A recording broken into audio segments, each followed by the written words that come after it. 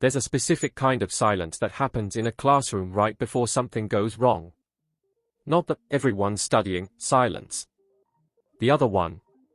The one where you can feel 30 kids holding their breath because somebody just crossed a line and the adult at the front of the room is about to either fold or finally snap. Teach You a Lesson lives in that silence. It pokes it. It stretches it. And then it asks the question a lot of school dramas flirt with but don't really want to touch because it's messy and nobody gets out unscathed. What happens when the grown-ups are scared to be the grown-ups?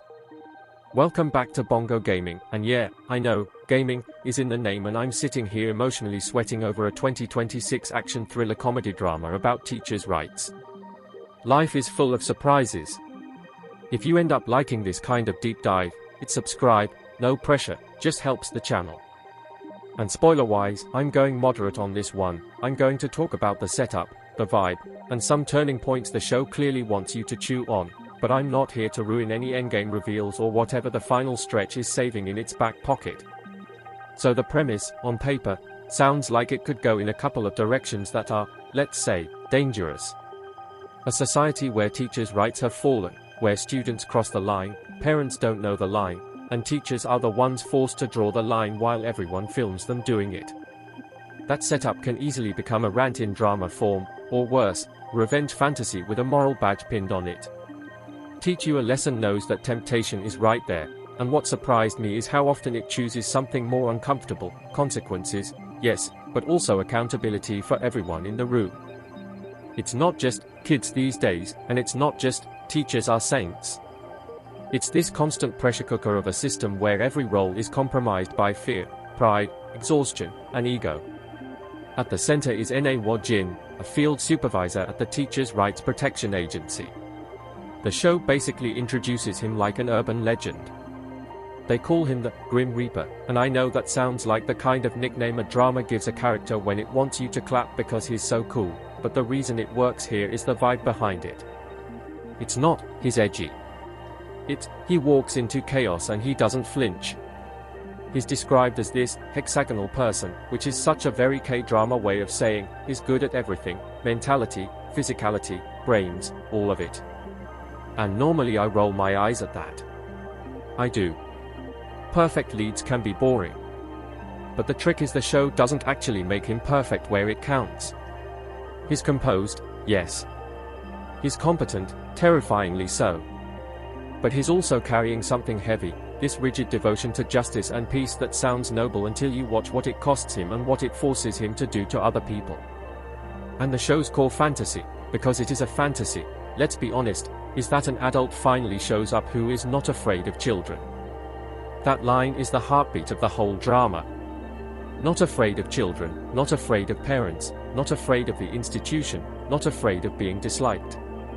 If you've ever watched a teacher in real life get slowly backed into a corner by policy, by optics, by the fear of complaints, by the unspoken rule that you must never escalate even when the situation is already on fire, then you understand why the show feels cathartic. It's not that you want kids punished. It's that you want reality acknowledged, boundaries exist, and pretending they don't hurts everybody. Here's the thing, though, and I'm going to say this early because it shaped how I watched the entire run, Teach You a Lesson is very good at making you feel righteous, and that's both its strength and its risk. The highs are electric.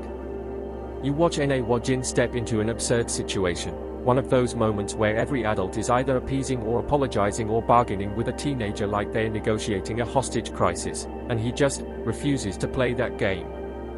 The camera language tightens. The edit gets sharper. The air changes. And you feel it in your chest like, finally. Finally someone is going to say the obvious sentence. But then, if you're paying attention, the show also slips in that quieter question, okay, and after we say the sentence, what then? What does teaching a lesson actually mean? Is it punishment? Is it humiliation? Is it repair? Is it protection? And who is it for? That's where the action thriller comedy drama blend becomes more than a genre soup. The action isn't just physical, it's procedural action, moving pieces, confronting systems, setting traps for liars, anticipating how people will try to twist a story. The thriller element isn't who's the murderer, it's who controls the narrative, which, honestly, is a more modern kind of fear. The comedy shows up like pressure relief, often in the absurdity of bureaucracy or the painfully recognizable moments where adults do mental gymnastics to avoid saying no, and then the drama lands in the aftermath, where somebody has to sit with consequences. That mix can be hard to balance. This show does it better than I expected, and when it stumbles, it's usually because it gets a little too high on its own momentum. Hong Jong-chan's direction, again, speaking as someone watching the finished thing, not reading a press kit, has that clean, forward-driving feel that keeps the story moving even when the subject matter could easily become speechy. There's a confidence to how scenes are staged.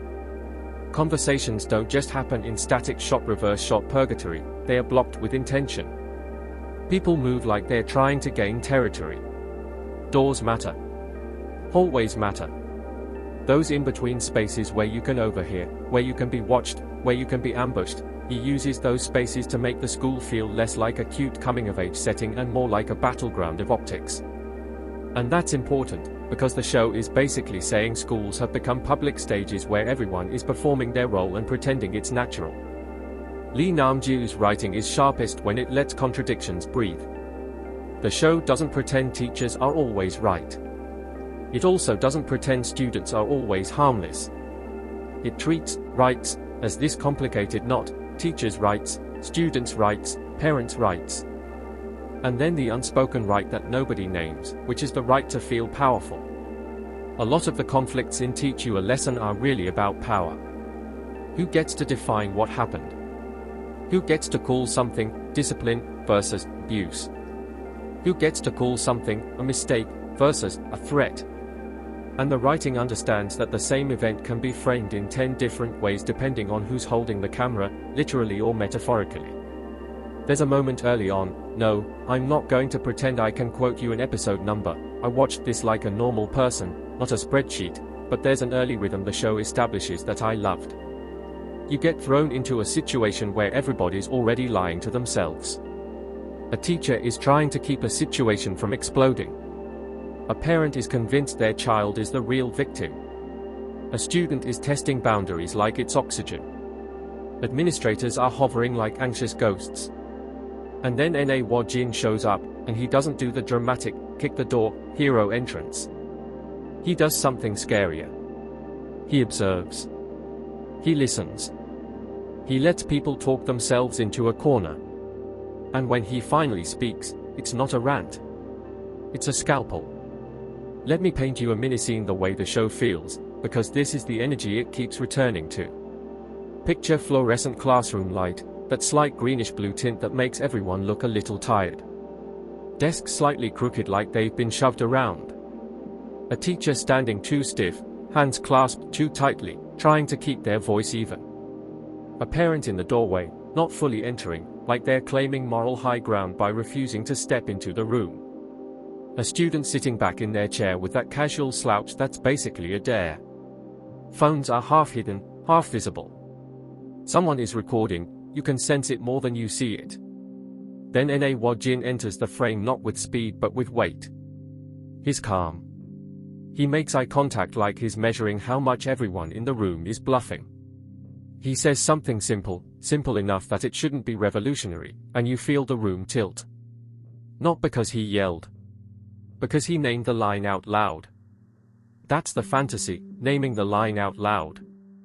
And here's my personal confession, because I can't pretend I watched this like a robot. I have a complicated relationship with teacher-centered stories. I grew up around educators. I've seen the way they take work home in their shoulders, in their voices. I've also seen teachers who absolutely should not have been in a classroom. So when a show comes in with a premise like, teachers need protecting, my guard goes up and my heart goes soft at the same time. Teach You a Lesson hit that exact nerve. There were scenes where I felt that hot, protective anger rise up, the "you kidding me" kind, the kind where your jaw tightens because you're watching an adult get cornered while everyone smiles politely.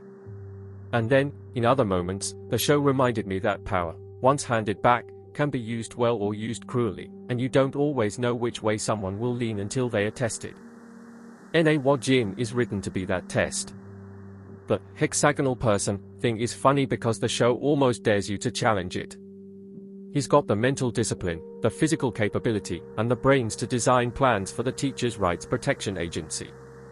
He's not just a guy who shows up and improvises. He's a strategist. And the drama sells that through pacing and editing. When Wajin is on the move, the cuts get purposeful. The score, more on that in a second, slides in with this controlled pulse instead of melodrama.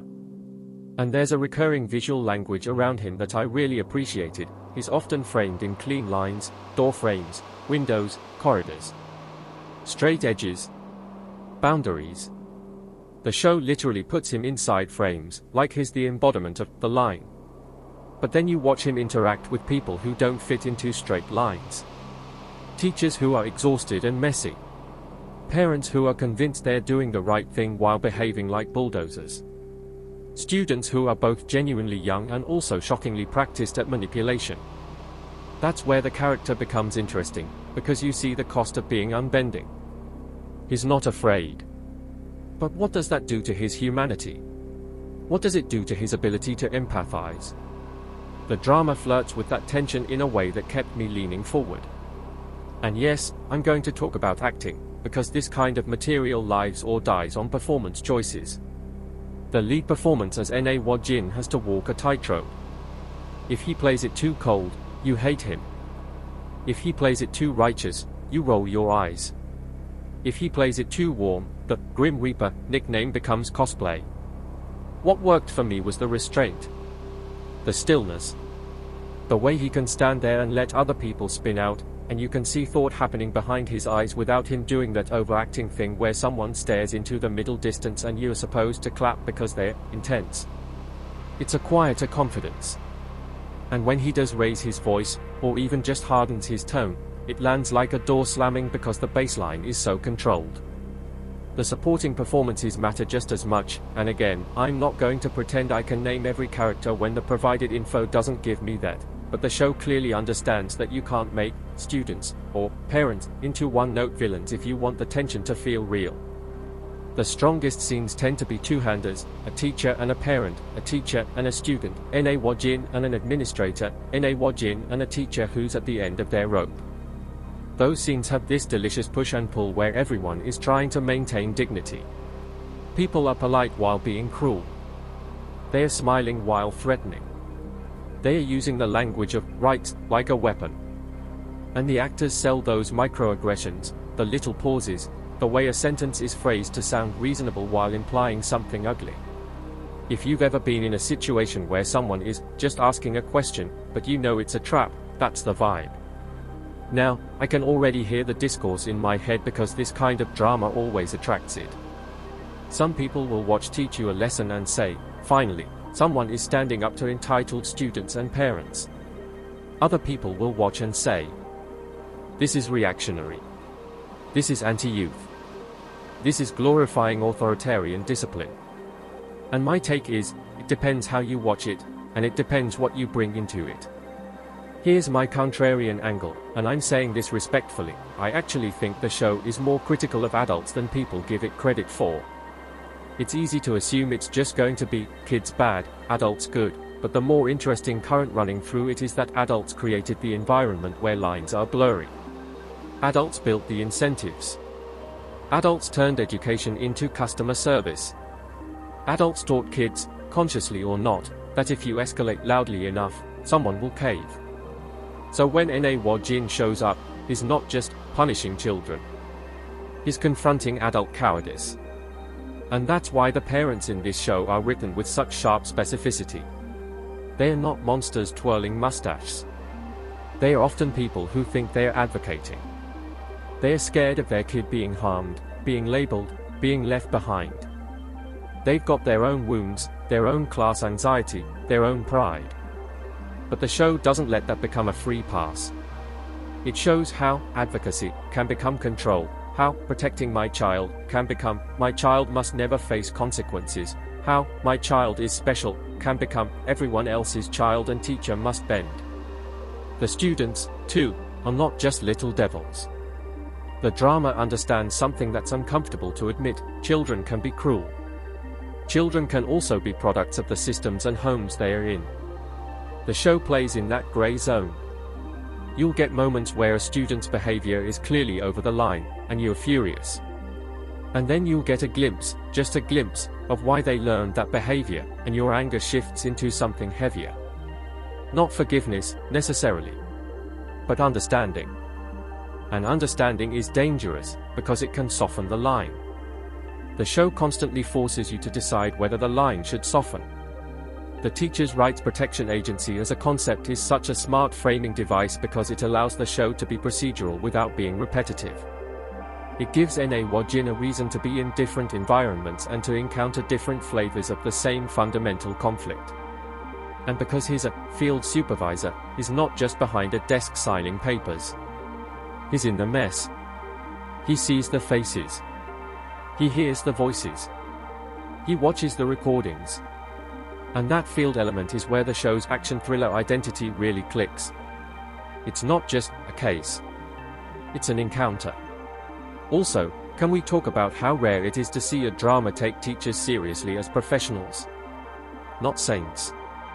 Not comic relief. Professionals. The show is clearly interested in what it means to do a job that's supposed to be about care and instruction, while being treated like you're disposable. There's a simmering resentment in the world building.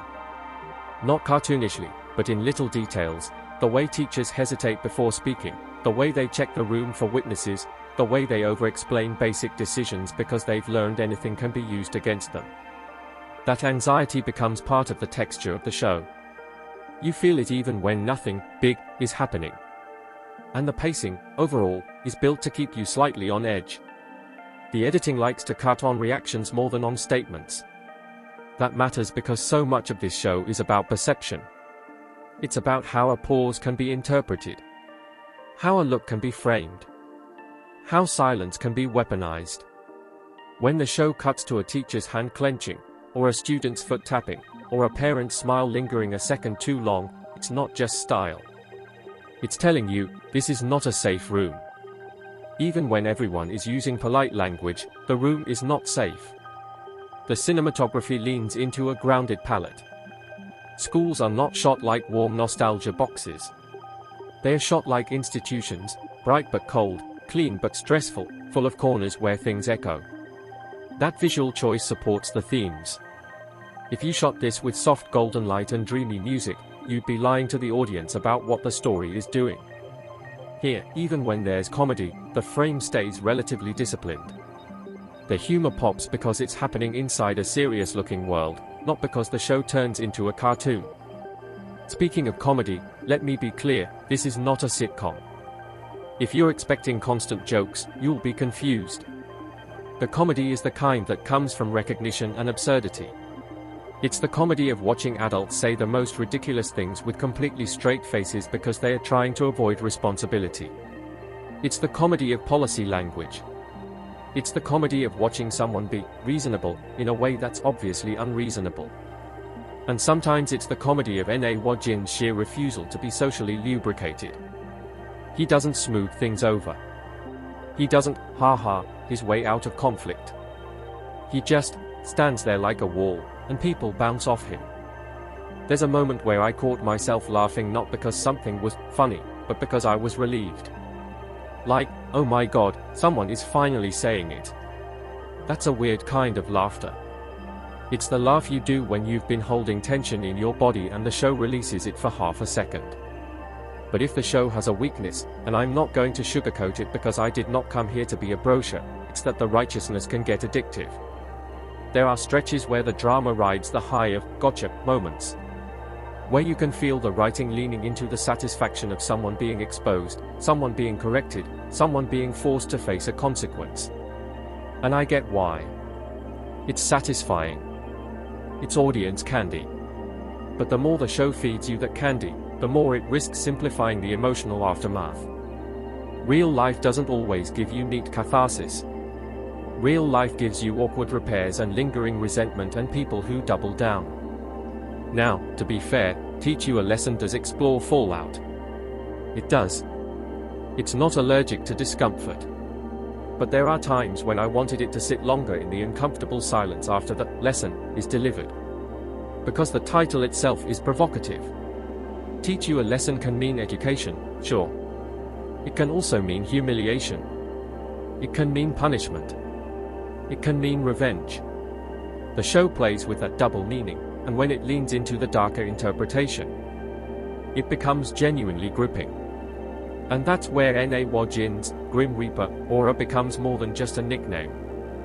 The show frames him as this inevitable force. If you did wrong, he will show up. If you abused a system, he will find the seam. If you hid behind a child's innocence to justify harm, he will rip that cover off. But what I appreciate is that it doesn't always make that feel heroic. Sometimes it feels scary. Sometimes it feels like, okay, but is this still justice, or is this control wearing a justice costume? That question is what kept me invested beyond the surface level satisfaction. Let's talk about sound, because the sound design is doing a lot of heavy lifting in a show like this. The score isn't constantly screaming at you to feel something. It tends to use tension motifs, those low pulses, those subtle rhythmic beats, to make confrontations feel like action scenes even when nobody throws a punch.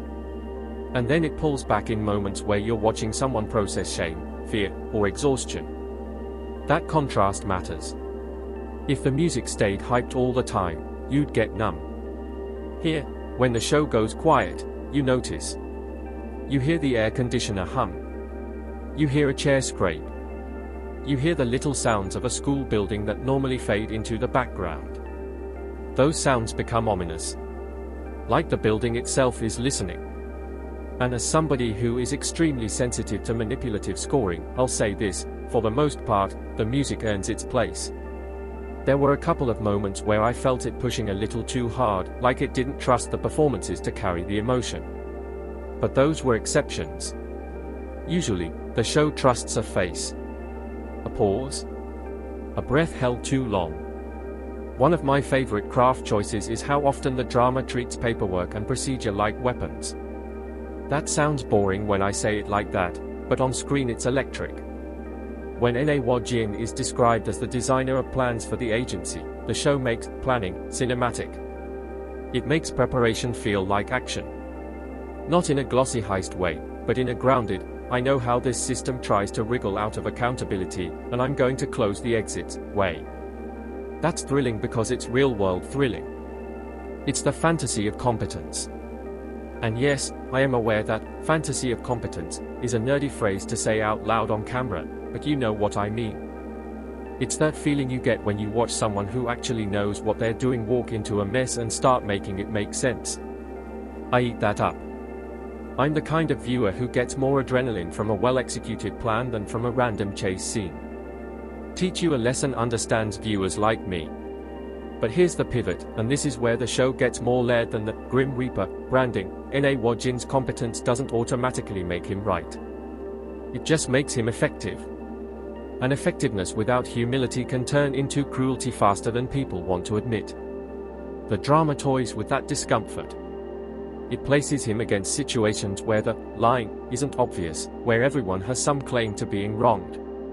And in those moments, you watch his mentality, this perfect mentality the show advertises, get tested.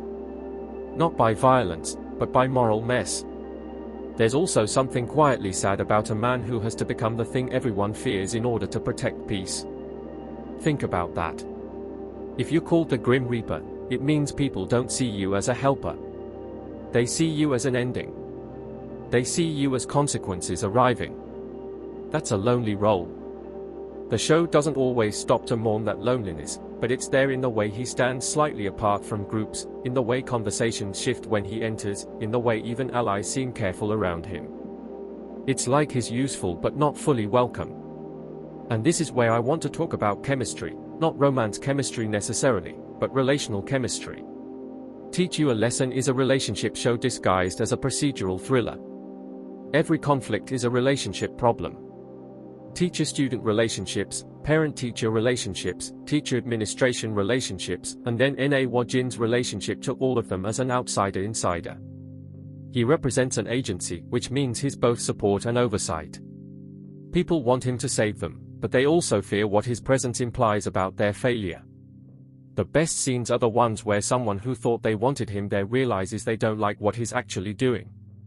That turn, when a desperate teacher or administrator initially welcomes him like a hero and then flinches when he refuses to compromise in the normal way, those moments are delicious. Because it exposes how deep the rock goes. It's not just bad people. It's people who adapted to a broken environment and now treat adaptation like morality. If you're still with me, here's the question that kept creeping into my mind as I watched: what is the show actually teaching, and who is the student? Because the title is a provocation. It sounds like the drama is wagging a finger. But the more you watch, the more it feels like the drama is looking at adults, teachers included, and saying, you have all been trained into helplessness. Students are learning something too, obviously. Parents are learning something. But there's this meta layer where society itself is the kid being disciplined. And that's why the show feels like a thriller. It's not just trying to resolve conflicts. It's trying to reset norms. That's a huge ambition for a drama. And when a show has huge ambition, you get huge swings. Teach you a lesson swings hard. Sometimes it lands beautifully. Sometimes you feel it overreach. But even when I disagreed with a choice, I respected that it was making a choice. It wasn't timid. It wasn't trying to be universally agreeable. It has a point of view, and it's willing to be disliked for it. Let me give you another emotional reaction I had that surprised me. I expected to be on the teacher's side the whole time. I expected N.A. Wajin to be my avatar of, finally. And then there were moments where the show made me uncomfortable because I could feel myself enjoying the power fantasy a little too much. Like, oh, I'm cheering because someone is being put in their place.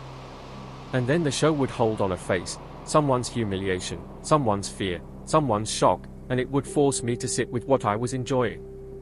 That's good storytelling. That's the drama catching you in your own instincts and making you examine them. Now, does it always succeed at that self-awareness? Not always. There are definitely scenes where the show wants you to clap and it doesn't complicate it. But the fact that it complicates it at all puts it ahead of a lot of social issue thrillers that are basically just moral vending machines. The show also has a surprisingly strong sense of escalation. It doesn't just repeat the same conflict. It introduces you to the world where the line has collapsed, then it starts showing you different ways the line collapses. Sometimes it's blatant boundary crossing. Sometimes it's adults weaponizing policy. Sometimes it's collective silence. Sometimes it's the fear of lawsuits or complaints. Sometimes it's image management. And as the drama moves forward, you start to feel the weight of how hard it is to rebuild a line once it's been erased. It's not enough to punish one student or shame one parent or discipline one teacher. The system itself has to change, and systems don't like change. That systemic frustration is baked into the pacing. There are stretches where you might feel the show slow down, where it lingers in meetings, in discussions, in institutional back and forth. If you're here purely for adrenaline, those parts might drag. For me, those parts were necessary because they underline the point: the enemy isn't a person, it's a culture. And cultures don't get fixed in one showdown. But when the show wants to snap, it snaps. And when it snaps, it knows exactly how to do it. It uses the thriller grammar, information revealed at the right time, a shift in power mid-conversation, a sudden decision that changes the temperature of a scene. And because N.A. Wajin is a planner, those snaps often feel earned rather than random. You feel the gears. You feel the inevitability. That's why his Grim Reaper title fits. It's not that he's violent. It's that once he decides you've crossed a line, the consequences feel inevitable. I also want to talk about how the show treats fear. Most school dramas treat fear as something kids have an adult soothe. Teach You a Lesson flips that. Adults are afraid. Teachers are afraid of being accused. Administrators are afraid of headlines. Parents are afraid of losing control of their child's future. Students are afraid too, but their fear sometimes comes out as aggression because fear and power are tangled. And N.A. Wajin's defining trait is that he is not afraid of children. The show uses that as a mirror. If he's not afraid, why is everyone else? What are they afraid will happen? And the answers are not flattering. There's a subtle thread, too, about performance. Not acting performance, social performance. Teachers performing patience. Parents performing righteousness. Students performing innocence or toughness. Administrators performing neutrality. Everyone's doing a role because they're being watched, judged, recorded. The show's thriller energy comes from the constant surveillance vibe. Even when there's no literal camera in a scene, the direction makes you feel like there might as well be. People choose words carefully. They avoid certain phrases. They leave things unsaid. And Na Woo-jin, interestingly, often refuses to perform. He's blunt in a way that feels dangerous because it breaks the social contract of pretending. That refusal is both admirable and, at times, destabilizing. Because sometimes performance is what keeps fragile situations from exploding. The show acknowledges that too. Not always overtly, but in the way some characters react to him, like he's throwing a match into a room full of gas. He's not afraid, but other people are, and fear makes people unpredictable. That's one reason the drama stays tense even when Na Woo-jin is in control. Control doesn't guarantee safety. Can we also appreciate the costuming and production design choices that support this idea of boundaries? The agency side of the world tends to feel cleaner, sharper, more structured. The school side feels more chaotic, more lived in. Even within the same building, there's this sense of front stage and backstage. Offices versus classrooms. Public corridors versus private corners. The show visually reminds you that different rules apply depending on where you stand. And when Na Woo-jin moves through those spaces, he feels like a foreign object forcing consistency. Like he's bringing the agency's clean lines into the school's messy reality. One small, human aside before I go deeper, because I know I can get intense about this stuff. Watching this drama made me realize how much I physically hate the sound of a school hallway in TV shows. The echoes, the distant shouting, the sudden bell, the chair scrape. It's like my nervous system remembers exams I didn't study for. So if you see me flinch on camera, no you didn't. Now, let's get into what I think the drama is really about underneath the surface, because this is where it gets interesting. Teach You a Lesson is obviously about teachers' rights. But I think it's also about the collapse of trust. When teachers don't trust students to respect boundaries, when students don't trust teachers to be fair, when parents don't trust schools to protect their children, when schools don't trust parents to act reasonably, everything becomes a negotiation. And negotiations are exhausting. When everything is negotiable, the loudest person wins. That's what the show is angry about. It's angry about a world where decency is treated like weakness and boundaries are treated like cruelty. Na Woo-jin is a reaction to that world. He is the fantasy of non-negotiable decency. The idea that some things are simply wrong, and saying so is not oppressive, it's necessary. And again, that's why the show is going to be polarizing. Because depending on your life experiences, non-negotiable decency can sound like protection or like control. The show plays in that tension without fully resolving it, which is honestly the only honest approach. If it tried to resolve it neatly, it would be lying. There's also an undercurrent about masculinity and authority that the show doesn't explicitly sermonize, but you can feel it. Na Woo-jin's physicality is part of his presence. The drama is aware that people respond differently to authority depending on who embodies it. A calm, physically capable man walking into a chaotic classroom carries a different social weight than, say, a tired teacher who's been undermined for months. The show uses that reality, and that can be uncomfortable because it's true. Authority is not just about what you say. It's about what people believe you can do if they don't listen. And the show dares to ask, is that fair? Should it be that way? It doesn't give you a simple answer. It just shows you the world we're in. And then it tries to imagine a corrective force. One more craft note that I think deserves attention, the transitions. Teach You a Lesson often cuts between the incident and the response in a way that keeps your adrenaline up. You're not allowed to settle. Just when you think you understand what's happening, the show will reframe it through another perspective. Not in a gimmicky, gotcha way, but in a way that reflects how these situations actually play out. Somebody says one thing happened, somebody else says another, the truth is tangled, and the institution has to decide what truth it can officially acknowledge. That's chilling. And it's where the thriller genre earns its label. Now, I'm going to be careful here because I don't want to invent specifics, but there's a mid-season shift vibe that I think a lot of viewers will feel. The early stretch establishes the premise and gives you the catharsis of boundaries being enforced. Then the drama starts asking harder questions about what enforcement looks like when the people in power are also flawed. When you start to sense that shift, it's like the show looks at you and says, okay, you enjoyed the fantasy. Now sit in the reality. And that's where I got more invested, because it stopped being just satisfying and started being unsettling. Na Jin's internal struggle to protect justice and peace is not just a tagline. It shows up in the way he hesitates, not often, but meaningfully. It shows up in the way he chooses words when he could just crush someone with authority. It shows up in the way he sometimes absorbs other people's anger without reflecting it back, like he's trying to keep the conflict from turning into pure destruction. But then, because he's also designed all these plans, there's always a sense that he's holding a bigger picture in his head that nobody else can see. That can create distance. It's a classic, competent strategist, character problem. If the lead always knows more than everyone else, the other characters can feel like pawns. Teach You a Lesson mostly avoids that by giving the teachers, parents, and students real agency in their own scenes. They are not just props. They can surprise him. They can resist in ways he didn't anticipate. And those are the moments that keep the show from becoming a simple power trip. There's also something I want to praise about how the drama portrays teachers who draw the line.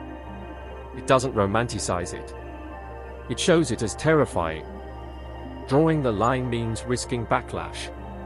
It means risking your job, your reputation, your mental health. And the drama lets you feel why so many teachers choose not to draw it. Not because they are weak, but because the punishment for being firm can be severe. That's a brutal truth the show keeps circling. It's easy to say, just set boundaries. It's harder when the system punishes you for doing it. That's why the Teachers' Rights Protection Agency is such a crucial fantasy element. It's the show saying, what if the system actually backed you up?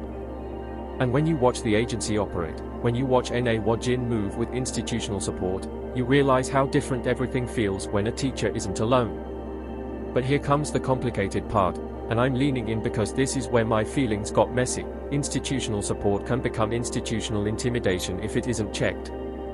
The show hints at that edge. If the agency is powerful enough, what stops it from becoming oppressive? What keeps protecting teachers' rights from turning into teachers can do no wrong? The show doesn't fully answer that, at least not in a neat way, but it does keep that question alive, which is why I can't just call this a simple, teachers good, students bad, drama. It's more self-aware than that. And the title, Teach You a Lesson, starts to feel less like a threat and more like a challenge. Who is learning? Are the students learning boundaries? Are the parents learning humility?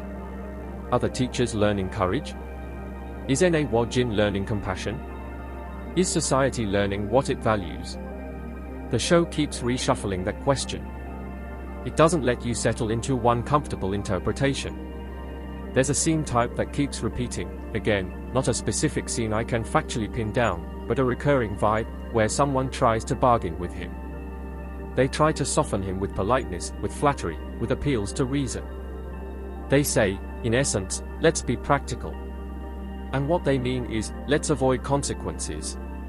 And Na Jin's refusal to bargain is framed as strength, but it's also framed as something that isolates him from normal human compromise. And compromise is not always evil. Sometimes compromise is how people live together.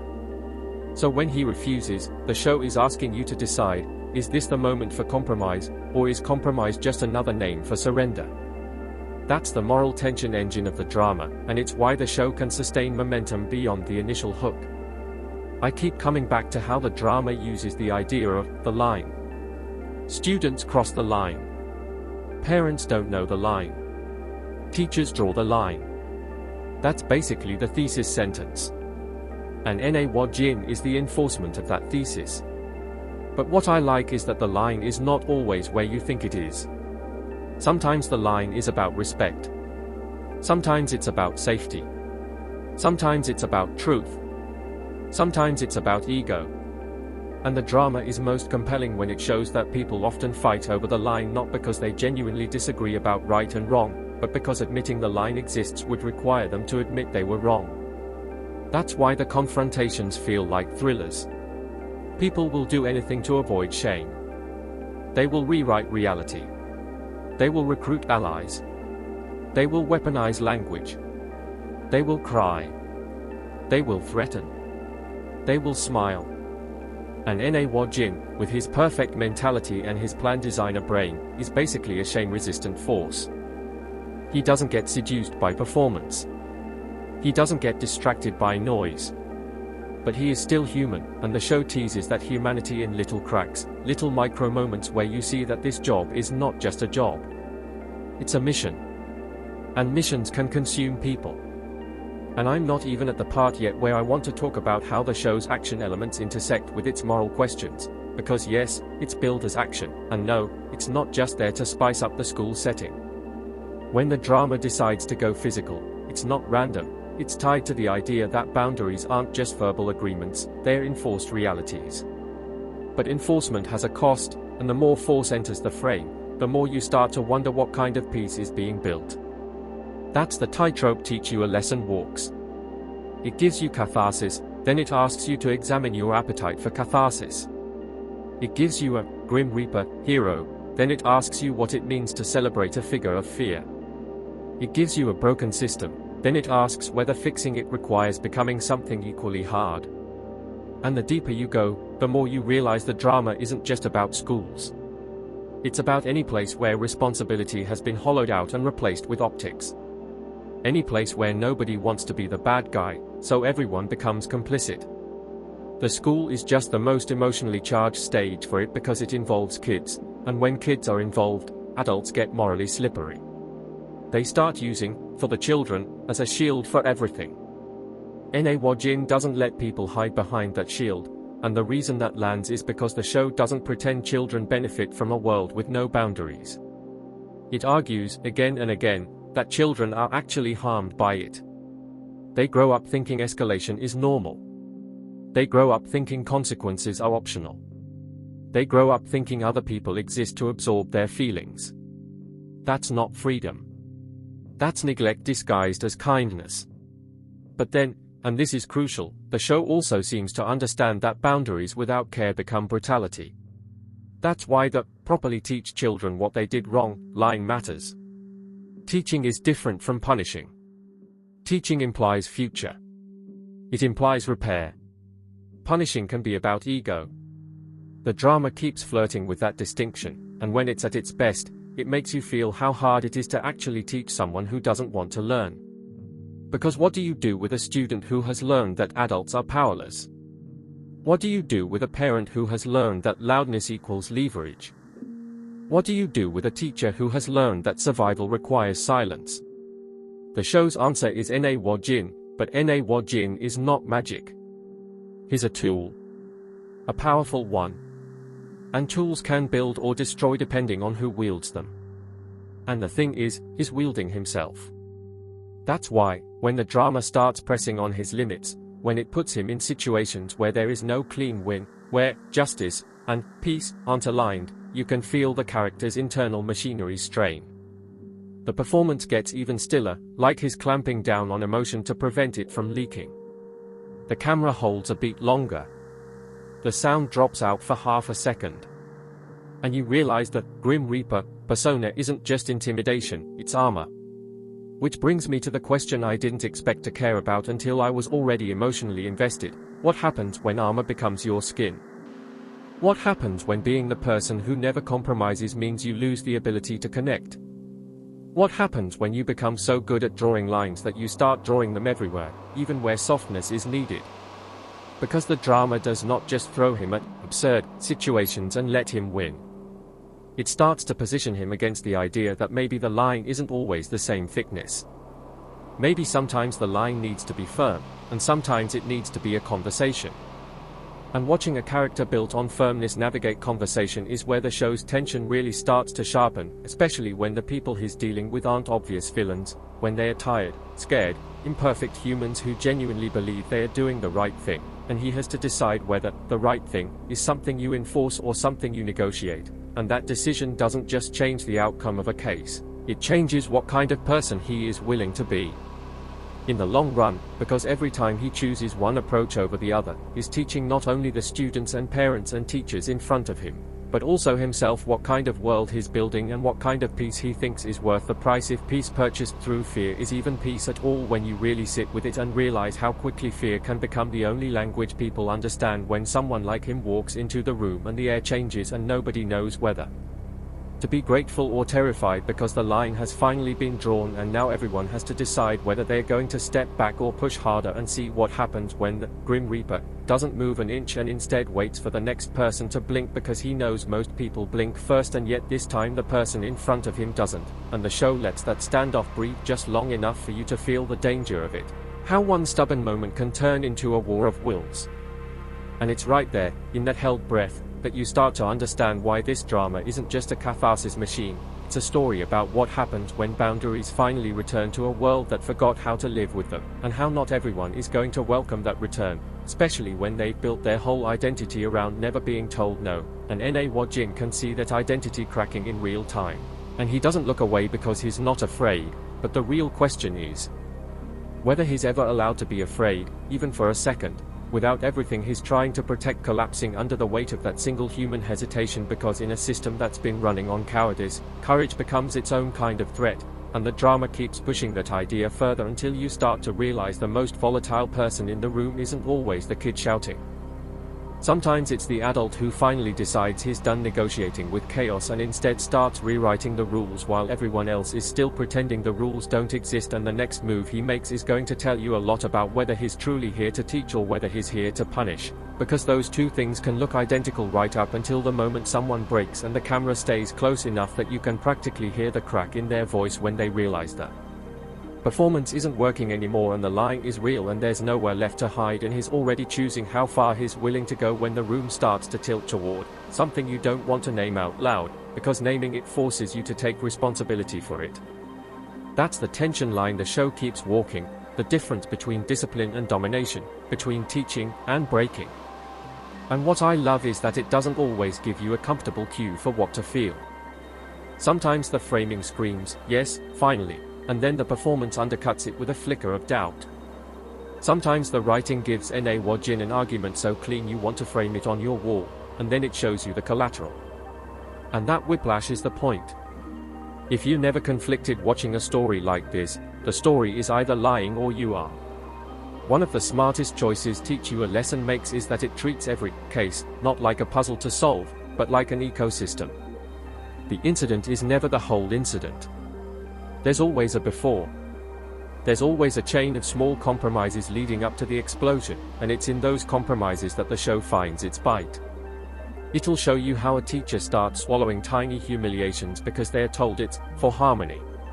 It'll show you how an administrator's first instinct is to ask, "How will this look?" instead of, "What happened?" It'll show you parents showing up armed with certainty instead of curiosity. And it'll show you students learning, consciously or not, that if they push, the adults will retreat, because adults have been trained to treat their own authority like contraband.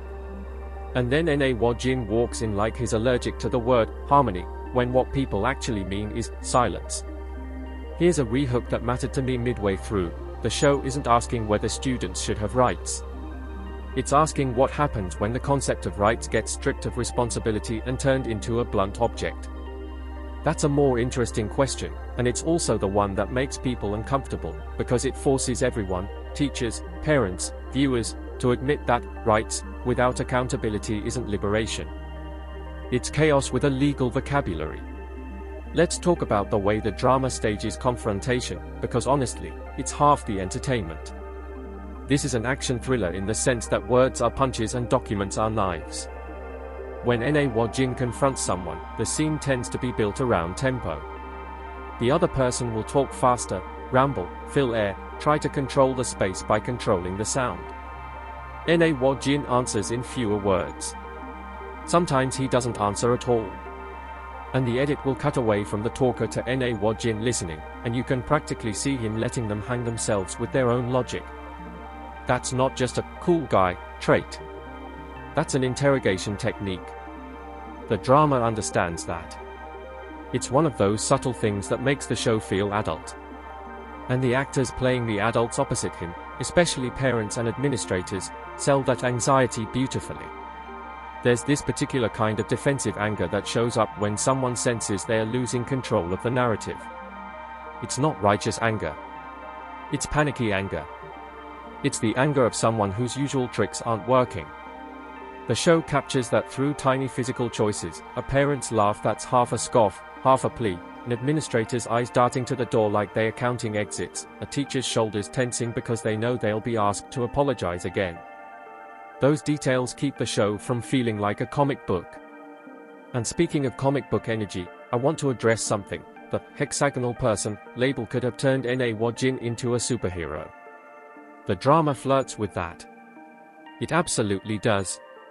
There are moments where his competence is almost mythic, where it feels like he has 10 contingency plans before anyone else has even understood the problem. If that's your thing, you'll be thrilled. If you're allergic to Mary Sue energy in any gender, you might bristle. I bristled a little at first. But what kept me on board was that the show doesn't make his competence consequence-free. His competence makes other people dependent. It makes them passive. It also makes them resent him. And resentment is a kind of consequence that action thrillers often ignore. There's a particular flavor of resentment that happens when someone shows you what you should have been doing all along. It's humiliating. And humiliation makes people unpredictable. That's why, even though Na Jin feels like the most powerful person in the room, the show doesn't let you relax. It understands that power creates backlash. When you raise the bar for accountability, people don't always rise to meet it, sometimes they try to break the bar. The drama's comedy, in this section especially, often comes from watching people try to wriggle out of that bar. They'll say things that are technically polite but spiritually ridiculous. They'll weaponize concern and misunderstanding like those words can erase impact. And Na Jin will just stare at them. Not in a meme way. In a, you really thought that was going to work, way. I know some viewers will call that smug. I actually found it refreshing, because it mirrors a real frustration, the way institutions often allow bad behavior to hide inside nice language. Another rehook, because this is where the show starts revealing what kind of animal it is. The scariest scenes aren't the loud ones. They are the ones where everybody is calm and you realize the system has learned how to be cruel without raising its voice. Teach You a Lesson gets that. It doesn't rely only on blow-ups. It shows you the calm cruelty of paperwork, of policy, of we'll look into it, of let's not ruin their future, of think of the school's reputation. Those phrases become horror motifs. And yes, I'm calling them horror motifs on Bongo Gaming. Let me live. Now, because the storyline we have is broad, I'm not going to pretend I can walk you through plot beats like I'm recapping an episode guide. What I can do is talk about the emotional architecture, and this show has a very deliberate one. It starts by giving you outrage. Outrage is easy. Outrage is addictive. Outrage makes you feel morally awake. Then it gives you competence. Competence is comforting. Competence of the system. Cinematically, the drama often frames teachers in ways that emphasize how watched they are. You'll see them through glass, through door windows, through reflections. Or they are positioned at the front of a room like a target. That's a simple visual choice, but it does psychological work. It makes you feel that exposure. Meanwhile, Na Jin tends to be framed as the one controlling angles, stepping into a space and rearranging the energy. The camera will often position him so that he's not dwarfed by the environment, he feels anchored. Even in a chaotic school, he feels like the only person who isn't dissolving. The costuming supports that too. The show differentiates institution from classroom through wardrobe texture. Teachers look practical, slightly worn, like they've been lived in by their jobs. Parents look sharper, more performative, like they're dressed for confrontation rather than for function. Na Jin, as an agency figure, sits somewhere between, polished, deliberate, not flashy. Again, it's not about fashion. It's about role. Who is allowed to be messy? Who must be composed to survive? Here's a surprising praise I didn't expect to give this kind of drama. It's weirdly good at not infantilizing teenagers while also refusing to romanticize their worst impulses. A lot of shows fall into one extreme. They either demonize youth or they treat youth as precious angels who can do no harm. Teach You a Lesson takes a more uncomfortable stance. Teenagers are young, and that matters, and it's exactly why boundaries matter. The show seems to argue that letting kids run the room is not kindness, it's abdication. That's a take I think some people will resist, but I found it emotionally honest. Because if you actually care about someone's growth, you don't hand them unlimited power and call it empathy. The acting choices for the student characters, again, I'm being general here, often lean into that idea. You'll see bravado that looks like confidence but reads like insecurity when the camera holds too long. You'll see performative innocence that slips for half a second when they don't think anyone is watching. You'll see moments where a kid clearly expects adults to fold, and when they don't, the kid looks genuinely shocked, like the laws of physics changed.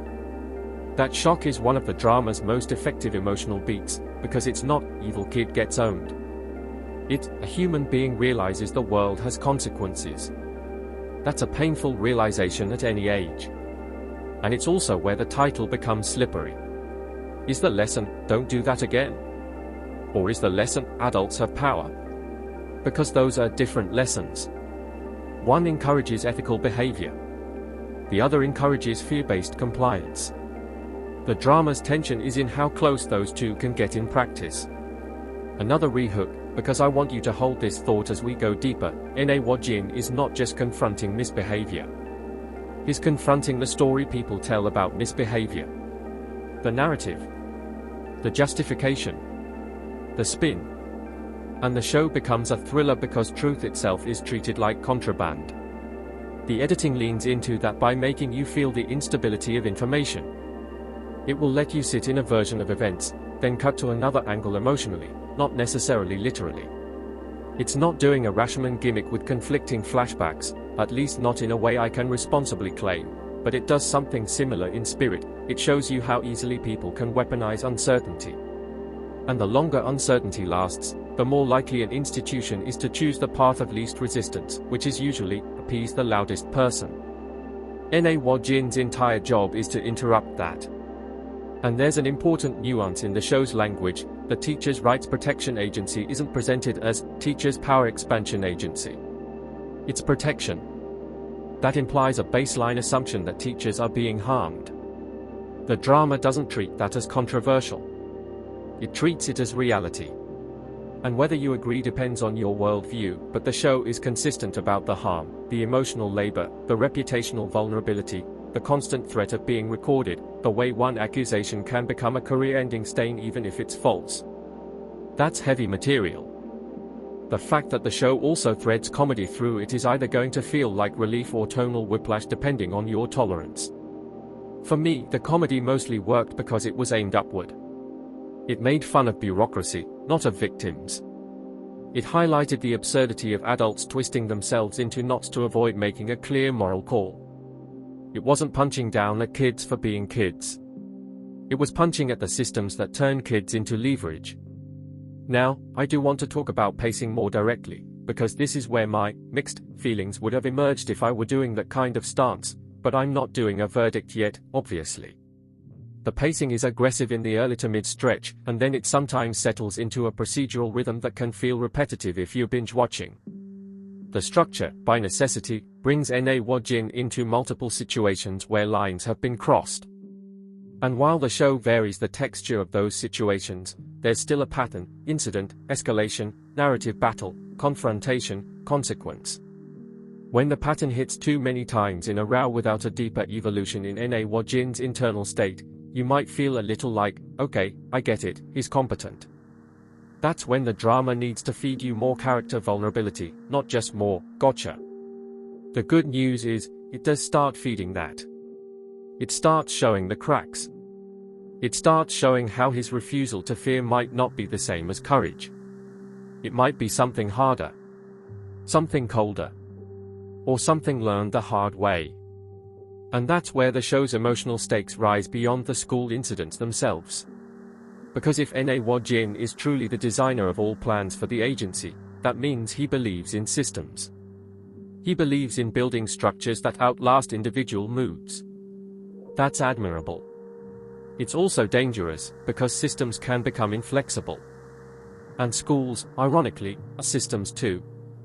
That's what makes his presence so volatile. You have a system colliding with another system, and the people caught in between are human beings who don't fit neatly into policy. One of the most effective emotional currents is the way teachers react to being protected. There's gratitude, yes, but there's also embarrassment, and sometimes even resistance. Because being protected implies weakness, and teachers are often culturally pressured to be endlessly resilient. The drama depicts that pressure with a kind of quiet sadness. Teachers will sometimes minimize their own harm, even when Na Wojin is trying to address it, because they've been trained to treat suffering as part of the job. That's not just a plot element. That's a social commentary. And it landed for me. There's a specific kind of shot the show uses in those moments. The camera will hang back slightly, letting the teacher sit in the frame with space around them, like the room is too big for their body. It's subtle, but it gives you loneliness. Then when Na Wojin enters, the camera often tightens. The space becomes more structured. That visual shift suggests safety, but it also suggests surveillance. Again, protection and control are neighbors in this show. They live in the same hallway. Another rehook, the drama keeps asking whether peace is something you feel, or something you enforce. And the answer changes depending on who you are. If you're a teacher who's been bullied by the system, enforced peace sounds like relief. If you're a student who's never been told no, enforced peace sounds like oppression. If you're a parent who thinks the world owes your child comfort, enforced peace sounds like an attack. The show uses those competing interpretations as fuel. Let me talk about the thriller mechanics for a second, because they are not flashy but they are effective. The stakes often hinge on evidence, testimony, and timing. Who speaks first matters. Who gets believed matters. Who has institutional backing matters. Na Wojin's job, as written, is basically to take the emotional chaos of a school conflict and translate it into a form the institution is forced to acknowledge. That translation process is suspenseful because you know institutions are slippery. You know they will try to avoid clear decisions. So when Na Wojin pushes them toward clarity, the suspense becomes, will the institution actually hold the line after he leaves? And that's a key point. Protection can't be a one-time visit. If Na Wojin is the only line drawer, then the system is still broken. The drama seems aware of that, which is why it spends time on teachers themselves drawing lines, not just being rescued. That's where the show becomes more than a hero saves the day fantasy. It starts to become about empowerment, which is a much more sustainable theme. Still, the show never lets you forget the fantasy element. Na Wojin is extraordinary. Not afraid. Not compromising. Always prepared. That can be intoxicating to watch, and the show leans into that intoxication. The camera likes him. The edit likes him. The music often aligns with him. Even when the show questions his methods, it still frames him as a force. That's the action part. He's an action protagonist in a world where the action is moral and institutional. And look, I'm not immune to it. There were times I watched him enter a scene and I physically relaxed. Like, okay, the adult is here. The room has an adult. That reaction, in itself, is a commentary. It says something about how the show has depicted the other adults, overwhelmed, compromised, hesitant. Na Wojin becomes the viewer's anchor, which is powerful storytelling because it makes you emotionally dependent on the character. But that dependency is also risky, because if the character ever falters, the audience can feel betrayed. The drama plays with that possibility. It hints that his perfect mentality is not an infinite resource. That mental discipline, whatever it's built on, could crack. And when it does, what replaces it? Rage? Despair? Detachment? Compassion? The show teases that question without blowing its hand too early. Here's another personal note, because it genuinely affected how I read some scenes. I have a soft spot for characters who do the right thing in an unglamorous way. Not the flashy hero, but the person who says, "No, we're going to do this properly, even if it takes longer and makes everyone mad." Woo-jin is that person, but he's also kind of terrifying. And that duality makes him compelling to me. I like him, and I'm wary of him. That's a fun place to be as a viewer. It's also a sign the show isn't flattening him into a slogan. Now, let's talk about production design and location use. Schools in dramas often feel like sets. Too clean, too staged, too TV school. Teach You a Lesson makes the school feel like an institution with wear and tear. Notice boards, corridors, offices, those little liminal spaces where adults whisper and kids linger.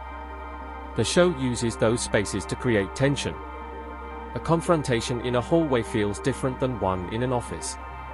A conversation through a door feels different than one face-to-face. Those choices matter because the drama is about boundaries, and doors are boundaries you can film. And the agency spaces, when they show up, have a different energy. More controlled lighting, more straight lines, more sense of procedure. That contrast reinforces the idea that the agency is an attempt to impose structure on chaos. Whether that attempt is wholly good is the drama's ongoing question. Sound design again deserves praise in the way it uses school ambience. The distant bell, the echo of footsteps, the murmur of students behind closed doors. Those sounds become a kind of constant reminder, while the adults are fighting about rights and narratives, kids are still being kids in the background. Life is still happening. The institution doesn't pause. That adds pressure. It makes every adult conversation feel like it's happening against a ticking clock, even if nobody says, "We're running out of time." The music, too, often avoids sentimentalizing teachers. That's important. If you slap a weepy piano under every teacher scene, you're telling the audience what to feel. Teach You a Lesson tends to keep the score more restrained, using tension motifs rather than tearjerker cues. When it does go emotional, it feels earned because it's rare. And that restraint matches the show's tone. It's not begging for sympathy. It's demanding acknowledgement. Another rehook, the show's real villain might be the word, misunderstanding. Because in this world, misunderstanding is how people launder harm into something polite. And Woo-jin treats misunderstanding like a red flag, not a comfort. Now, I want to dig into the moral ambiguity a bit more, because this is where I think the drama is going to either win you over or lose you.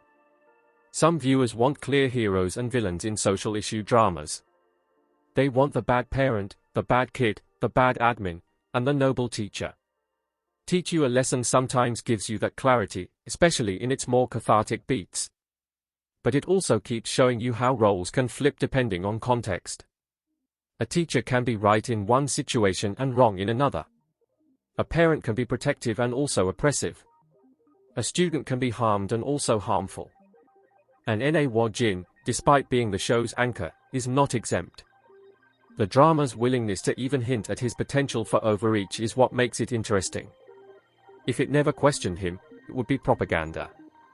The fact that it does question him, however gently or however intensely depending on the moment, makes it drama. It's also where the comedy becomes more pointed. Sometimes the funniest moments are when someone tries to use the language of children's rights as a shield for behavior that is obviously not about rights. It's about ego. The show mocks that misuse without mocking the concept of rights itself. That's a delicate line to walk, and I think it mostly succeeds. There's a scene feel that stuck with me, and I'll retell it impressionistically, because the specific details aren't the point. Imagine a meeting room. Fluorescent light again, but softer than the classroom, like the school is trying to make the space feel professional. Everyone is seated. There's a table barrier between bodies, which always makes conflict feel more civilized than it is. A teacher sits with hands folded, posture too formal. A parent sits with arms crossed, posture too casual, like they own the room. An administrator sits in the middle, smiling too much, trying to be the emotional translator. And Wajin is there, quiet, letting the first few minutes play out. The parent speaks in that tone that's half complaint, half threat. The administrator keeps nodding, smoothing, deflecting. The teacher starts to shrink, not physically but energetically, like they're preparing to accept blame because that's how these meetings usually go. Then Wajin says one sentence, calm as a judge. The administrator's smile freezes. The parent's confidence flickers. The teacher looks up like they've heard their own dignity spoken out loud for the first time in months. And for a second, you think, yes, this is it, this is justice. But then the show holds on the parent's face long enough for you to see not just anger but fear. And you realize, this isn't just a villain being put in place. This is a person losing the weapon they've relied on. And losing a weapon makes people dangerous. That's the kind of complexity the show can hit when it's firing on all cylinders.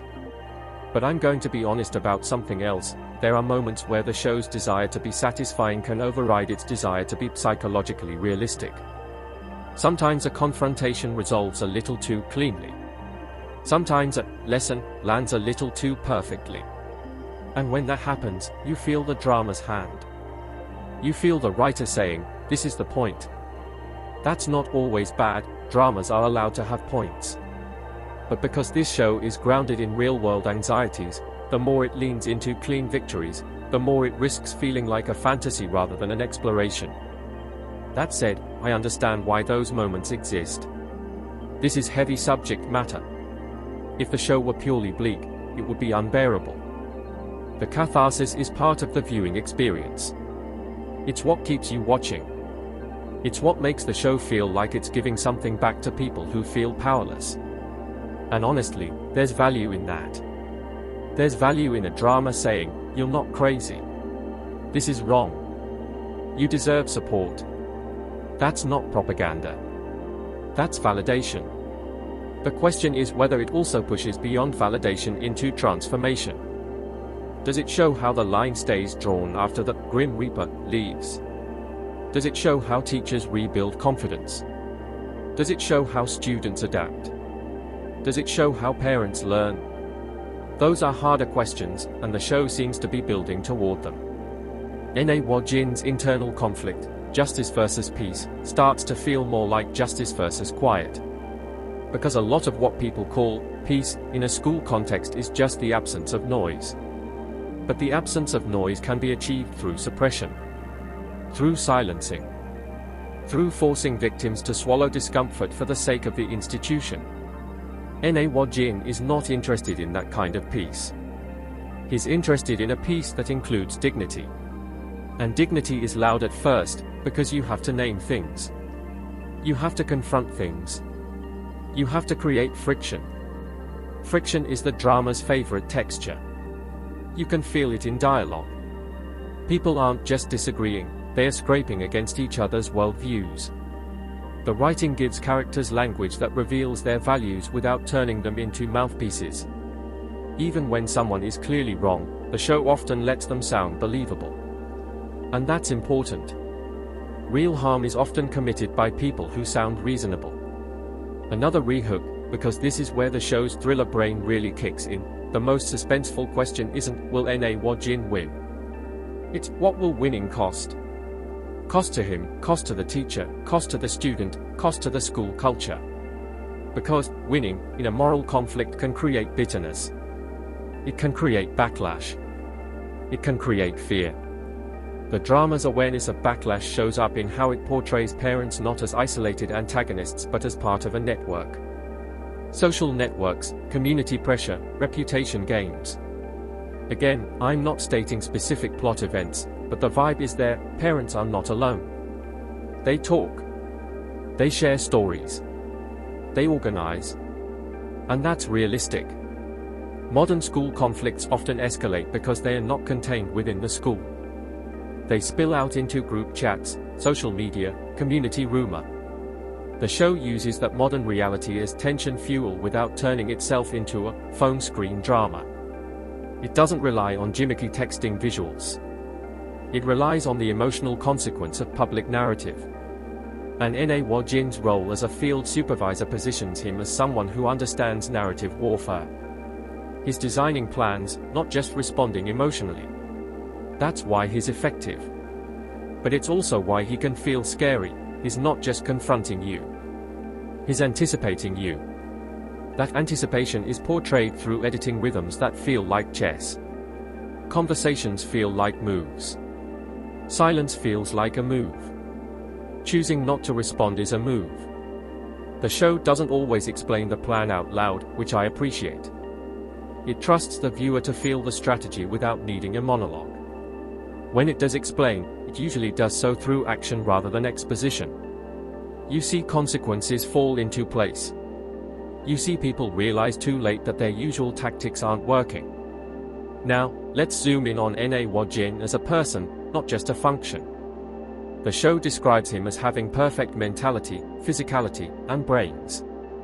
That's a lot. But what does he want? Not just professionally, but emotionally. The show positions him as someone who wants justice and peace, which sounds broad, but it becomes personal in the way he reacts to absurdity. He doesn't tolerate it. He reacts to absurd injustice like it's an insult to the idea of adulthood. There's an almost parental energy in him, not in a warm way, but in a "I'm not negotiating with tantrums" way. And that brings up a theme the drama keeps poking: adulthood as a responsibility. Not a status. Not a vibe. A responsibility. The adults in this world have often abdicated that responsibility. They've handed it to policy, to optics, to fear. Na Jin takes it back by force of will. That's why he's compelling. That's also why he can be alienating. Because if you're an adult who has been surviving by bending, Na Jin makes you look weak, even if bending was the only way you could keep your job. The show sometimes acknowledges that bending is a survival strategy, not a moral failure. Teachers bend because they are alone. They bend because they are exhausted. They bend because they have families to feed. They bend because they've been burned before. Na Jin's presence offers an alternative, but the alternative comes with risk. The drama does a good job making that risk feel real. It doesn't pretend courage is free. Acting-wise, one of the best things about the teachers in this show is how tired they look without the show glamorizing it. Not pretty tired. Real tired. That slightly hollowed-out gaze. That automatic politeness even when they are angry. That hesitant smile. Those choices communicate a long history of being forced to de-escalate at their own expense. When a teacher finally speaks firmly, it feels like a character development moment, not just a line reading. That's good performance direction. And Na Jin's performance, in contrast, often feels like a controlled burn. He rarely lets emotion spill. When it does spill, maybe in a sharper tone, a faster pace, a slightly harder stare, it feels significant. The show uses that economy of expression to make his threat level believable without needing him to shout. He doesn't need to perform dominance because the room already reads him as dominant. That's a subtle acting win. There's also physicality. Not afraid of children isn't just a psychological statement. It's embodied. It's the way he stands. The way he holds eye contact. The way he doesn't lean back when someone leans forward aggressively. The way he uses space. In real life, people who are used to getting their way often rely on intimidation, stepping into your space, raising their voice, forcing you to retreat. Na Jin doesn't retreat. And because he doesn't retreat, other people's intimidation tactics get exposed as empty performance. That's satisfying to watch. And if you're someone who's been intimidated in real life, it can be weirdly healing to watch. Not because you want to become him, but because you want to believe a person like him could exist. Even as fantasy, it scratches an itch. Another rehook, there's a point where you start realizing that Grim Reaper nickname isn't just about fear. It's about inevitability. The show is basically saying, you can delay consequences, you can obscure them, you can film around them, but they're coming. That's a powerful narrative promise, and it shapes how you watch every scene. You start scanning for the moment where the lie collapses. Now, some viewers might accuse the show of being too on the nose socially. I get that criticism. The premise is topical. The conflicts are recognizable. The themes are blunt at times. But I think the show earns some bluntness because the situation it's addressing is already blunt. Teachers being undermined is not subtle. Kids being used as shields for adult ego is not subtle. Institutions choosing optics over safety is not subtle. Sometimes subtlety becomes cowardice. And Teach You a Lesson, for better or worse, is not a cowardly drama. Still, there's a difference between clarity and preaching. The show occasionally flirts with preaching. You can feel it when dialogue becomes too neatly philosophical, like characters are delivering thesis statements rather than speaking like humans. Those moments didn't ruin the show for me, but they did pull me out briefly. The good news is the direction often mitigates it by keeping scenes active, by using blocking and reaction shots to keep it feeling like a power struggle rather than a lecture. And because the show is also comedy, it sometimes undercuts its own speeches with a dry beat of absurdity. Like, someone will deliver a grand justification, and then a simple procedural fact will puncture it. That's satisfying. It's also realistic. In real life, grand justifications often collapse under basic questions. What I found most interesting thematically is how the show treats fear of children as a societal failure. That's such a provocative framing. Because it's not saying, children are scary. It's saying adults have lost their grounding. Adults have lost their ability to calmly enforce boundaries without guilt or panic. And that loss doesn't just harm teachers, it harms kids too, because kids need adults who are stable. Not adults who are afraid. Wajin represents that stability, but stability can become rigidity. The show's tension is in whether he can remain stable without becoming inflexible. Whether he can teach without humiliating. Whether he can enforce without dehumanizing. And that's where the writing has room to go deeper as it progresses. You can also read the drama as a commentary on how society uses youth as moral leverage. People treat "it's a child" as an argument-ending phrase. But being a child doesn't erase harm. It contextualizes it. It changes how we respond. It doesn't erase the need to respond. Teach You a Lesson insists on that distinction. And honestly, I respect it for that. It's a grown-up point in a media landscape that often swings between moral panic and moral denial. Now, let's talk about the action label, because some people will come in expecting fights. The action here is more about confrontation and enforcement than constant physical combat. When physicality shows up, it's usually there to highlight escalation, to show that the lack of boundaries can become dangerous. And when it does, the show tends to shoot it with a grounded intensity rather than glossy hero choreography. It's not about looking cool. It's about showing that a school is not just an emotional environment, it can become physically unsafe when adults lose control. That grounded approach extends to the color palette. The show uses institutional colors, whites, grays, muted tones, to emphasize realism, then punches contrast in tense moments through lighting and framing rather than through neon stylization. It wants you to feel like this could happen. Even if Wajin himself is a heightened figure, the world around him is kept believable. Another rehook, because I want to pivot into what I think is the show's most under-discussed strength, it's about shame more than it's about anger. Anger is loud. Shame is what drives the cover-ups. Shame is what drives parents to deny obvious wrongdoing. Shame is what drives administrators to bury incidents. Shame is what drives teachers to stay silent. Shame is what makes students double down instead of apologizing. And Wajin, for all his fearlessness, is basically a shame detonator. He forces people to face what they've been avoiding. And when shame detonates, people do wild things. They cry, they accuse, they rewrite, they lash out. The show uses those shame reactions to create suspense. Not who did it, but who will admit it. Because admission is the real victory. Consequences without admission can just create resentment. Which brings us to one of the most compelling questions the drama keeps circling. What does accountability look like when everyone has a reason to avoid it? Students avoid it because they are young and impulsive and sometimes genuinely don't understand the impact. Parents avoid it because admitting their child did wrong feels like admitting they failed. Teachers avoid it because they fear being blamed for escalating. Administrators avoid it because accountability threatens the institution's image. And Wajin avoids certain kinds of vulnerability because vulnerability could undermine his authority, and his authority is the tool he uses to protect others. So everyone is avoiding something. That's why the show feels tense even in quiet scenes. I do want to highlight an editing choice that I think is underrated. The show often lets uncomfortable pauses exist. It doesn't always fill space with music or dialogue. It lets the silence embarrass people. That's brave, because silence on TV can feel like dead air if you don't trust your actors. But this show trusts them. Those pauses become confrontational. Someone says a lie, and then there's a beat. Not a dramatic beat with swelling strings.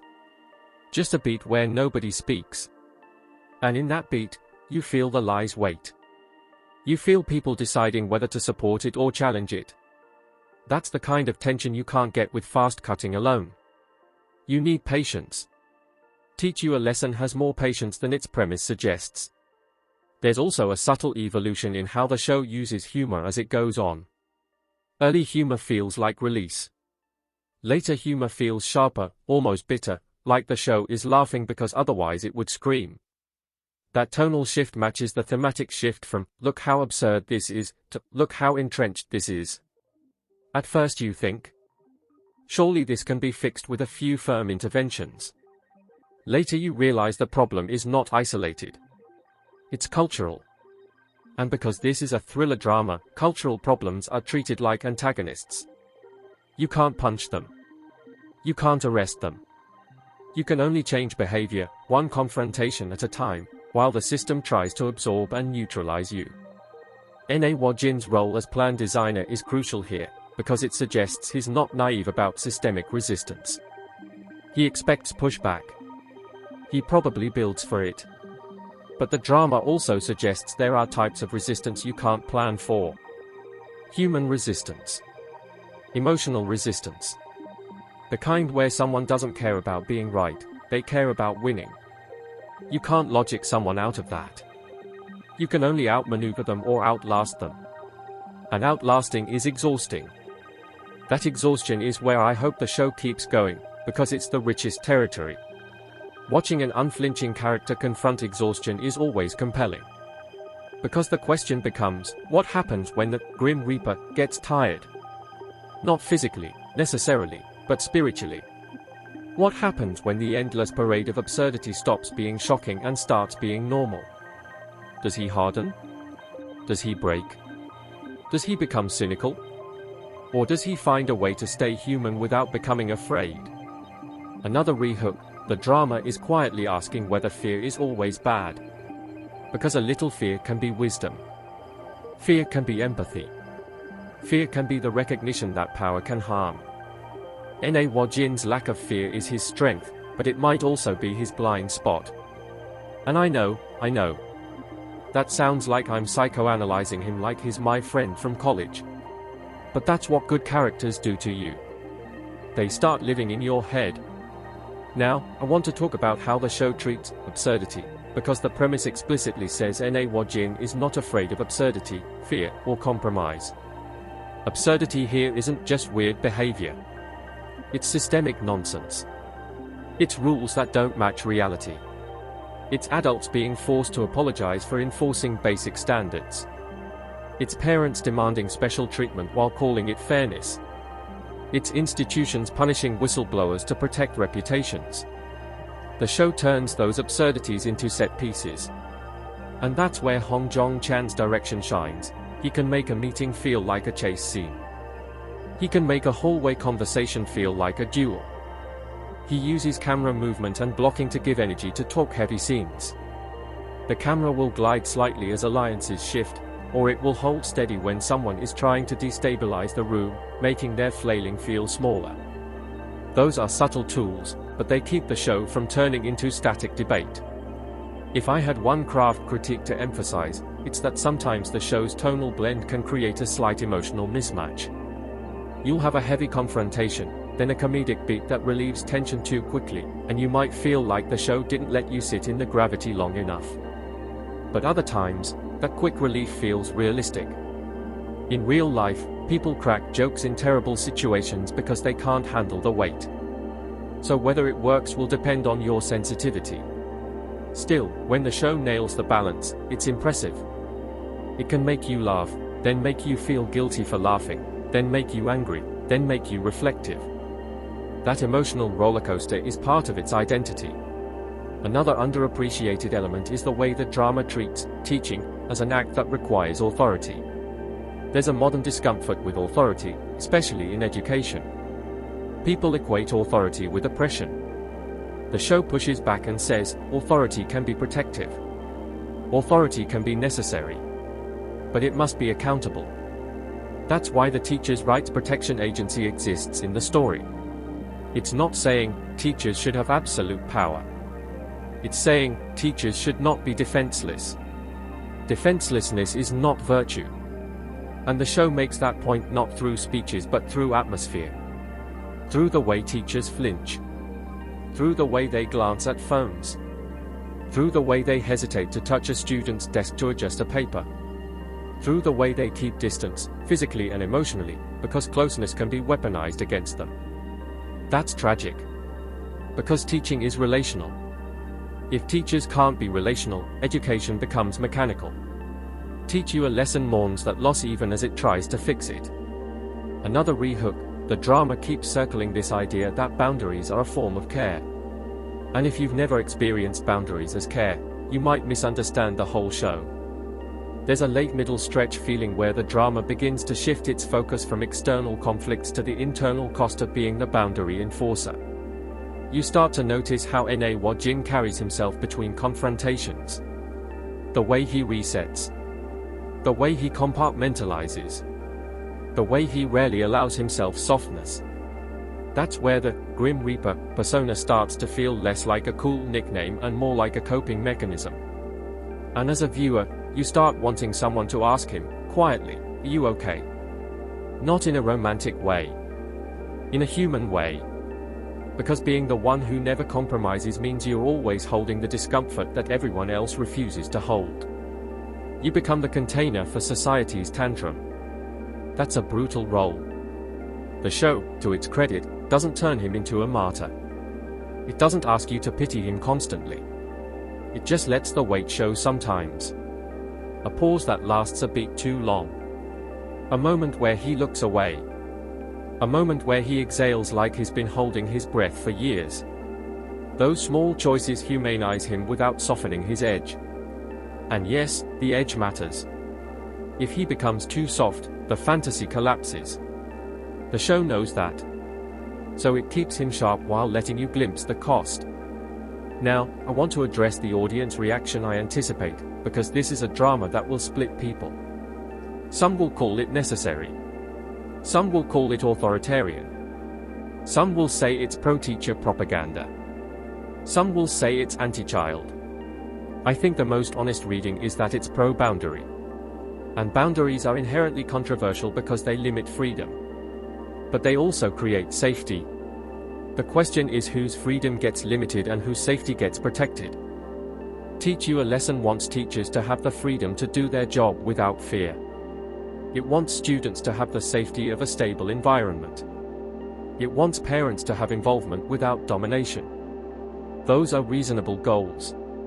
The conflict arises because people disagree on what those words mean and who gets to define them. That's why the show feels like it's about narrative control. Whoever defines harm wins. Whoever defines discipline wins. Whoever defines right wins. Jin is essentially a definition enforcer. He forces clarity where people prefer ambiguity. And ambiguity is a comfort for those who benefit from it. Another rehook, the drama's most radical act might be simply saying, "No, that is not okay," without apologizing for saying it. I also want to note how the show handles physical comedy and timing, because it's not doing slapstick. It's doing deadpan. It's doing awkward. It's doing the humor of watching adults perform professionalism while the situation is clearly ridiculous. Those comedic beats are often placed right before or right after a tense scene, acting like a pressure valve. And if you're binging, that pressure valve is important. Otherwise you'd be emotionally clenched for hours. But the pressure valve can also undercut the impact if it's mistimed. There were times I wanted the show to let a heavy moment breathe instead of pivoting quickly to a witty aside or an absurd bureaucratic detail. That's taste. Some viewers will prefer the quicker rhythm. I like a little more lingering pain. I like a drama that stares at you until you squirm. Teach You a Lesson does stare sometimes. It just doesn't always hold the stare. Now, since we're talking about watching experience, let me be real, this is not a background while you scroll drama. If you half watch it, you'll miss why it's effective. Because the tension is often in micro shifts, in who has the upper hand in a conversation, in how the camera frames a reaction, in how a pause changes meaning. If you're looking down at your phone, you'll look up and think, why is everyone suddenly angry? The show builds emotional logic through accumulation. It's not just plot points, it's pressure. And that pressure leads to turning points that feel earned, because you can trace the emotional steps. When a teacher finally draws the line, it's not random. You've seen the 1,000 cuts. When a parent finally loses their grip on the narrative, it's not random. You've seen the weaponization. When Jin finally shows a crack, it's not random. You've seen the weight. Another rehook, the drama keeps hinting that the biggest threat to justice isn't evil. It's fatigue. Because fatigue makes people compromise, and compromise becomes culture. That fatigue theme is one of the reasons the show's title hits. Teach You a Lesson sounds like a one-time act. But teaching is repetitive. It's daily. It's exhausting. It requires patience. The show seems to understand that, which is why it keeps returning to the idea that proper teaching isn't just about punishment. It's about changing behavior. And changing behavior requires consistency. That's why systems matter. That's why the agency matters. That's why Jin's planning matters. But planning can't account for everything, and the show's most suspenseful moments are when something happens that doesn't fit the plan. When an emotional reaction derails procedure. When someone refuses to be rational. When someone sacrifices truth for pride. Those moments remind you that this isn't a courtroom drama. It's a human drama. Visually, the show often uses close-ups at key emotional moments, but not in a melodramatic way. It uses them to trap you in someone's discomfort. A parent's lips tightening. A teacher swallowing words. A student's eyes flicking. Jin's gaze not moving. Those close-ups feel like pressure. They make you aware of the social violence happening even without physical contact. And there's also a clever use of distance. Sometimes the camera will hang back and show you a whole room, making the characters look small inside an institution. That's a reminder, no matter how intense the conflict feels between individuals, the real power is structural. The room itself is part of the story. Now, one more contrarian thought, because I don't want to pretend my interpretation is the only valid one. Some people will argue that portraying a fearless adult who properly teaches children risks endorsing harsh discipline. I understand that fear. But I think that drama's most valuable contribution is not be harsher. It's be clearer. There's a difference between cruelty and clarity. Cruelty is about inflicting pain. Clarity is about naming reality. Teach You a Lesson is strongest when it focuses on clarity. When it veers toward cruelty-adjacent satisfaction, that's when it gets ethically slippery. And I think the show knows that slipperiness is part of its tension. It wants you to feel tempted by the satisfaction of someone being put in their place, then it wants you to question that temptation. That's not a flaw. That's the point. The flaw would be if it never questioned it. Another rehook, the drama is basically a test of your own boundaries as a viewer. How much consequence do you want to see? How much mercy? Who do you instinctively believe? Who do you instinctively distrust? The show pokes those instincts.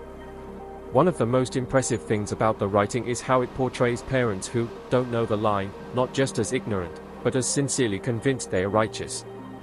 They often talk like they're defending justice. They use the language of fairness, trauma, and protection. They may even be right about some systemic issues. But they apply that righteousness selectively, always centered on their own child's comfort. That selective righteousness is what the show critiques. And it critiques it by showing the ripple effects, how one parent's refusal to accept boundaries can destabilize an entire classroom, affecting kids who are just trying to learn. That's where the show's social commentary becomes sharp. It's not just about individual bad actors. It's about how individual entitlement becomes collective harm. And because the setting is a school, that collective harm is visible. You can't pretend it's isolated.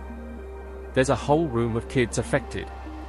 N.A. Wajin's role becomes not just to protect teachers but to protect the learning environment. That's bigger. That's why his methods can feel justified even when they are uncomfortable. Because the stakes are not just one teacher's pride or one parent's ego. The stakes are a culture of education. And honestly, the show's anger feels aimed at the idea that education has become negotiable. Like learning is optional and discipline is abuse and authority is oppression. The drama pushes back and says, no, education requires structure. Structure is not violence. Structure is the skeleton that allows growth. But then, again, structure can become a cage. So the show has to keep showing care, not just enforcement. It has to keep showing that the goal is peace, not control. And N.A. Wajin's struggle is in maintaining that distinction when he's constantly confronted with absurdity. I keep using the word absurdity because the premise uses it, and it's accurate. The situations are framed as absurd in the sense that adults are behaving irrationally to avoid consequences. That absurdity is what makes the show feel both comedic and infuriating. You laugh because it's ridiculous. You get angry because it's real. Another rehook, the drama's most painful moments aren't when someone is punished. They are when someone who did nothing wrong is asked to apologize just to make the problem go away. That specific kind of institutional betrayal is a wound. And Teach You a Lesson understands it. It shows how those forced apologies train teachers into silence and train students into entitlement. It's a vicious cycle. Breaking the cycle requires someone willing to be the bad guy. N.A. Wajin is willing. That's why he's necessary in the narrative. But being the bad guy has consequences too. People will demonize you. They will call you harsh. They will call you abusive. They will call you power-hungry. They will frame you as the villain to protect their own image. The drama plays with that framing. It shows how easily a boundary enforcer can become a scapegoat, especially in a culture that prefers harmony over truth. And that's where N.A. Wajin's perfect mentality has to do heavy lifting. Because to withstand scapegoating, you need internal clarity. You need to know why you're doing what you're doing. You need to be able to tolerate being hated. Not many people can. That's why the fantasy of him is so potent. But fantasy doesn't make a sustainable society. So the show has to ask, what happens after him? What happens when the agency isn't present? Does the line hold? Does the culture shift? Or does everything snap back to appeasement? The drama keeps circling those questions, and as it goes on, you start seeing hints that some teachers begin to internalize the line. Not just relying on N.A. Wajin to draw it, but drawing it themselves. That's where the show becomes hopeful. Not in a saccharine way, but in a hard-won way. And that hope is why the show's bleakness doesn't crush you.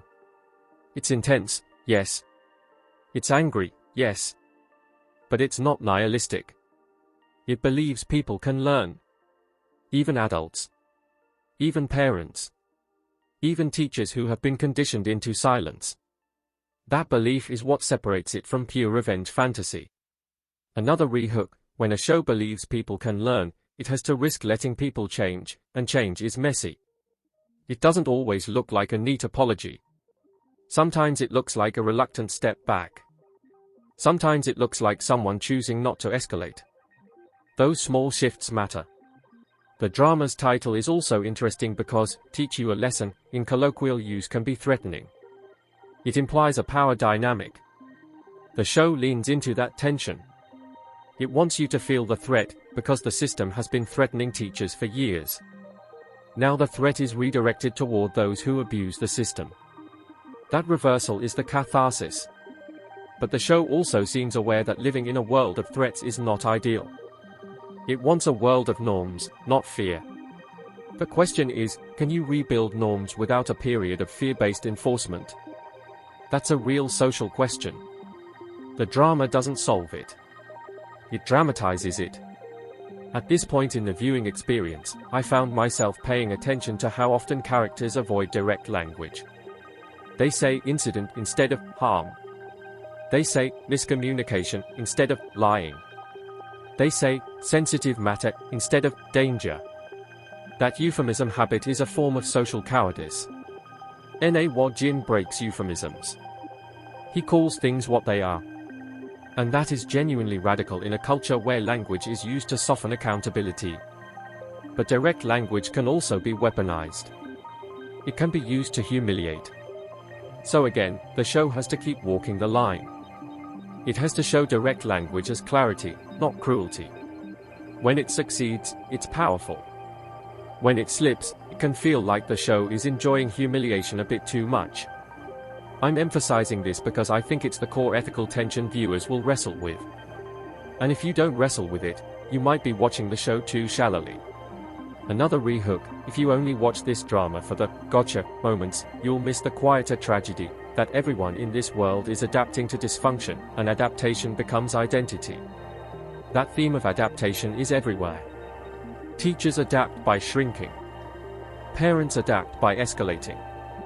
Students adapt by testing. Administrators adapt by smoothing. Jin adapts by becoming unflinching.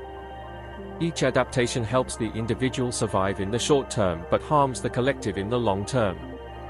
The drama is about breaking those adaptations. And breaking them hurts. Because it means letting go of strategies that kept you safe. That's why some characters resist Jin even when he's helping.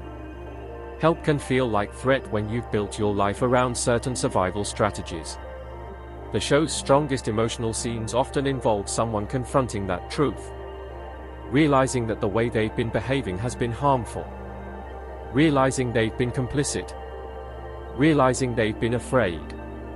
Those realizations are painful, and the actors sell them through small, human reactions rather than grand speeches. A lowered gaze.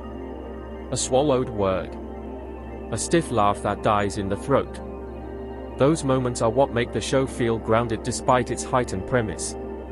Now, I'm going to pivot into a deeper craft point that I think deserves attention: the show's use of entry as a dramatic beat. Jin entering a space changes the atmosphere. The show treats his entry like a motif. Sometimes you see him coming down a corridor, footsteps steady, the sound design emphasizing each step. Sometimes you just see a door open and the room reacts before you even fully see him. That's classic thriller technique: the presence of a force changes behavior. The show uses that to create anticipation. Even before he speaks, you feel the tension rise. That could have become repetitive. But the show varies it by changing who reacts and how. Sometimes a teacher looks relieved. Sometimes they look ashamed. Sometimes an administrator looks nervous. Sometimes a parent looks indignant. Sometimes a student looks curious. Those different reactions tell you where the power dynamics are before anyone speaks. That's efficient storytelling. Another rehook: pay attention to who looks away first in this drama. Eye contact is basically a currency here. The show uses it to show dominance, fear, and shame. One last thing I want to explore in this part is the way the drama positions compromise.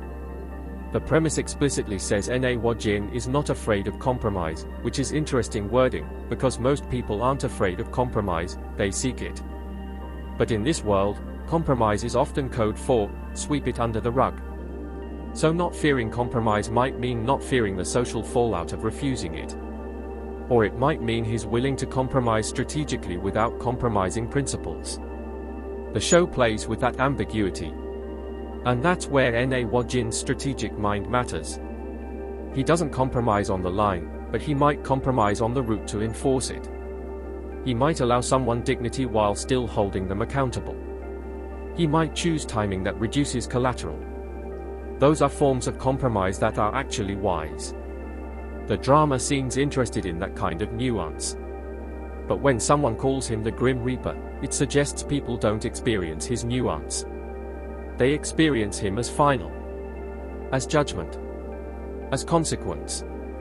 And that gap between intent and perception is one of the most interesting tensions in the show, because it reflects a real problem. Even when you're doing the right thing, people might hate you for it, and the more righteous you feel, the less you notice how your righteousness can look like arrogance from the outside. The show hints at that. It doesn't always confront it head-on, but it's there in the way some characters bristle at him even when he's correct. They are not just angry at the outcome, they are angry at the feeling of being judged. And judgment, even when justified, is hard to endure.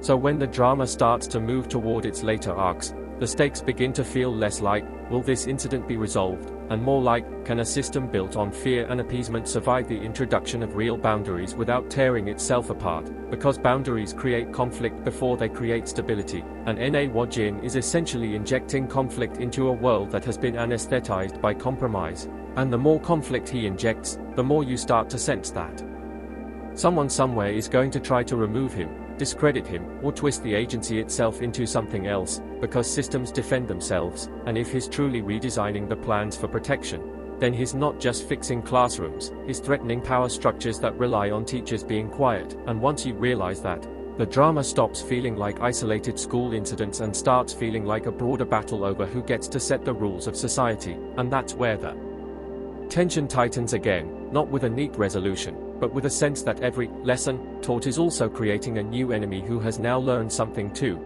and that enemy is learning how to fight back in ways that aren't as obvious as a student acting out or a parent shouting in a hallway, because the most dangerous pushback is the kind that smiles, nods, and then moves the paperwork in the background until the line you thought was drawn starts to blur again, and Na Wajin can feel that blur starting, which is why his next decision feels less like a case response and more like a statement about what kind of protector he's going to be when protection itself becomes political and the room he's walking into isn't just a classroom anymore but a stage where everyone is waiting to see whether the Grim Reaper can be made to hesitate, and if he hesitates, whether the entire fragile idea of boundaries collapses back into the comfortable lie of harmony, because harmony is such a seductive word when you're tired. And the show knows exactly how seductive it is, which is why it keeps putting that seduction right in front of him and watching to see whether he reaches for it or whether he reaches for it or whether he keeps choosing friction over comfort, even when friction starts costing innocent people their peace in the short term.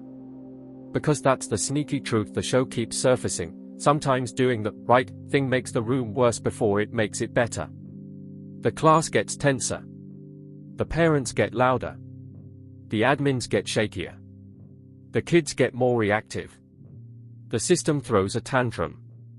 And a lot of adults, if they've been operating on survival mode for years, will look at that tantrum and say, see?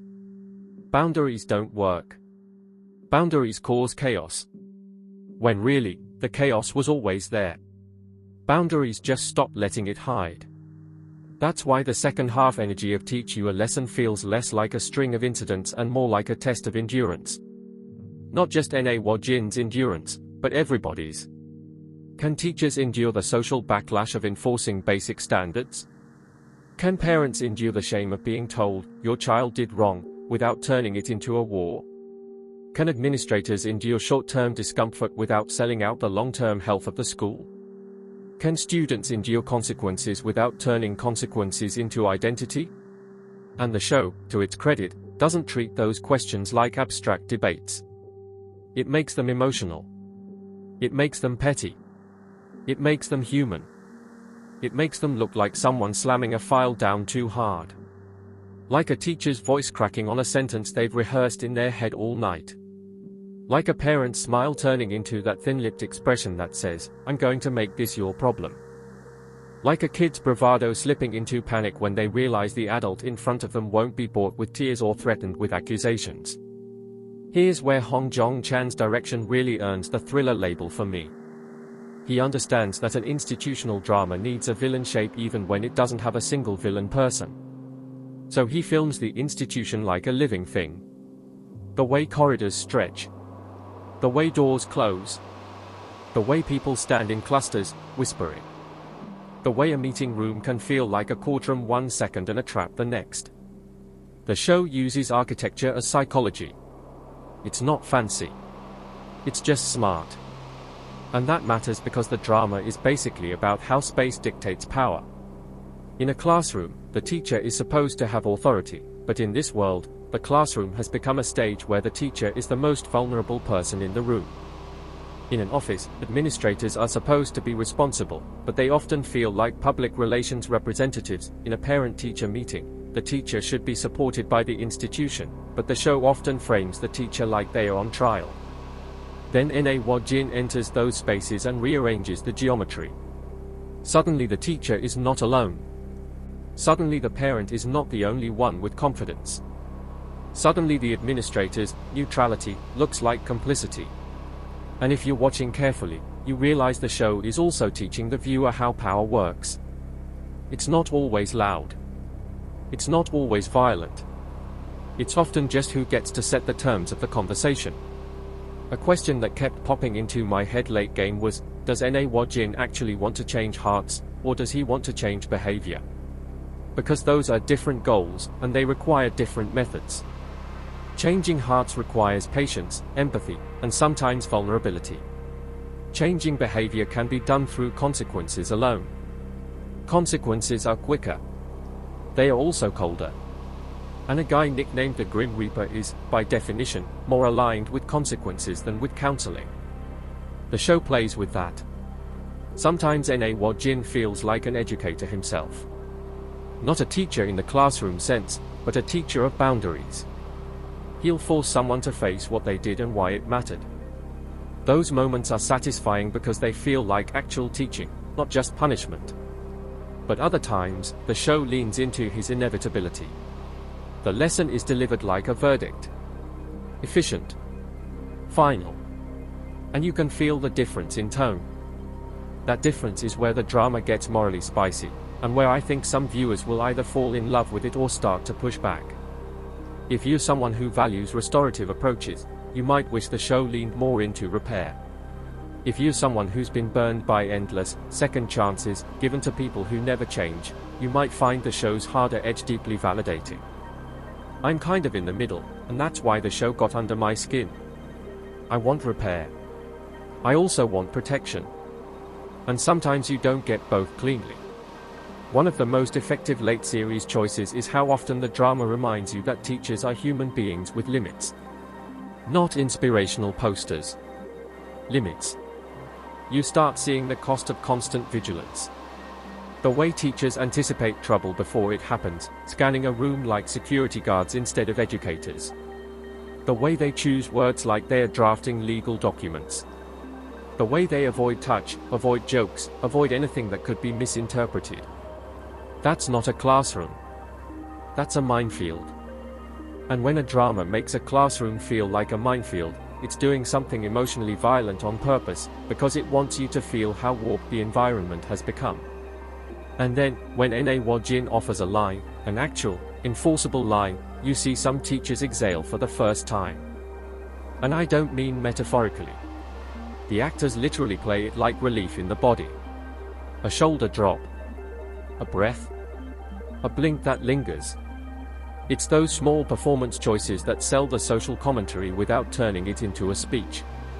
There's also a fascinating undercurrent about how adults use the future as emotional blackmail. Parents will say, "Don't ruin my child's future," as if accountability is a curse rather than a lesson. Administrators will say, "Think of the school's future," as if reputation matters more than safety. Teachers will be told, "Think of your future," meaning, keep quiet. Future becomes this sacred word used to justify cowardice. Teach you a lesson challenges that by implying that a future built on denial is already ruined, it just hasn't caught up yet. That's a harsh idea, but it's a compelling one. Now, I want to talk about Na Jin's arc in a way that doesn't rely on specific plot reveals, because we don't have those details, and I'm not going to fake them. What I can say is this: the show's emotional trajectory with him feels like a slow tightening of a knot. Early on, he's presented as the solution. Then the show starts showing you that being the solution can become its own trap. People start projecting onto him. Teachers start depending on him. Parents start fearing him. Administrators start trying to manage him. Students start testing him. And the more he becomes a symbol, the less room he has to be a person. And when a character becomes a symbol, two things can happen.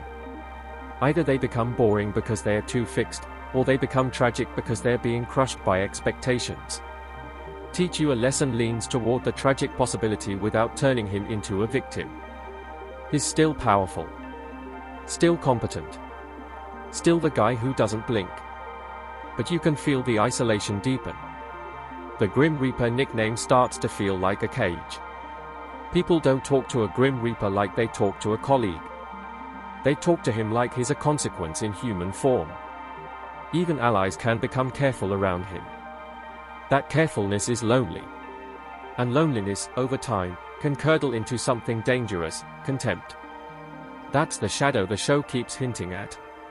Not that Na Jin will turn evil, but that any person who spends enough time enforcing boundaries might start to see everyone as a potential offender. Might start to prefer control over conversation. Might start to enjoy being feared because fear is efficient. The show flirts with that discomfort. It doesn't fully condemn him for it. But it doesn't pretend it isn't there. Here's a personal confession that snuck up on me while watching. I realized I have a deep emotional hunger for adults who are calm under pressure. Not loud. Not performative. Calm. And I think it comes from growing up around conflict where the loudest person often won, even when they were wrong. Watching Na Jin refuse that dynamic felt weirdly soothing. And then the show made me question that soothing feeling by asking, okay, and what if calmness becomes coldness? I had to sit with that. I didn't love sitting with that. But I respected the drama for making me do it. If you're waiting for me to talk about the comedy again, because action thriller comedy drama is a lot of hats, the comedy becomes darker as the stakes rise. Early on it's more situational, like the absurdity of bureaucratic language. Later it starts to feel like gallows humor, like the show is laughing at how insane it is that this is even a debate. And that tonal shift is not for everyone. Some viewers will want the show to pick a lane. I actually like that it didn't. Because real life doesn't pick a lane. Real life is tragic and ridiculous at the same time, and if you've ever worked in a public institution, you know exactly what I mean. You can have the worst day of your life and still have to listen to someone argue about procedure like that's the real crisis. That's Teach You a Lesson in a nutshell. Now let's get into performances more, because I think the show's success rests heavily on them. The adults have to embody the social tension without turning it into caricature. The teachers, especially, need to feel like people who love something about their job even while it's hurting them, otherwise you don't care. And the show does a good job letting teachers be multidimensional. They are not just good. They are tired, sometimes bitter, sometimes hesitant, sometimes brave in ways that look small but feel enormous. There's a particular kind of bravery the drama highlights that I appreciated, the bravery of documentation. The bravery of telling the truth on paper when you know someone will try to twist it. The bravery of naming what happened without euphemism. It's not sexy bravery. There's no cape. It's just a person refusing to lie for comfort. Those scenes hit hard because they feel real. The parents are the hardest role to play, honestly, because it's easy to make them monsters. The show's best parent portrayals aren't monsters, they are self-justifying. They are convinced. They are frightened. They are prideful. They can be loving and harmful in the same breath. The actors often play that contradiction well, the soft voice with sharp words, the tears that come fast but don't necessarily mean remorse, the way love gets tangled with control. If you've ever watched a parent defend a child in a way that clearly harms the child, you'll recognize it. As for the students, I have to give credit to how the drama doesn't make them all one thing. Even when the show is angry at certain behaviors, it doesn't treat youth as a monolith. It seems aware that kids are in a developmental stage where they are learning what power is, what empathy is, what consequences are. The drama's goal isn't to say, kids are bad. It's to say, kids are learning, and adults are failing to teach responsibly. That's a big difference. And Na Jin's performance sits at the center like a tuning fork. The actor's restraint is the reason the character doesn't tip into cartoon. He's physically present without being showy. He's mentally sharp without being smug all the time. He can be intimidating without shouting. That's hard. A lesser performance would have turned him into a walking one-liner machine. Here, he feels like a person who has decided fear is not an option because fear would make him useless. Cinematography-wise, the drama has this consistent, controlled look. It's not trying to be pretty.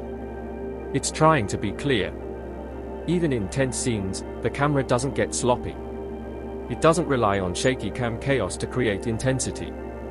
It uses framing. It uses distance. It uses that institutional palette to keep you grounded.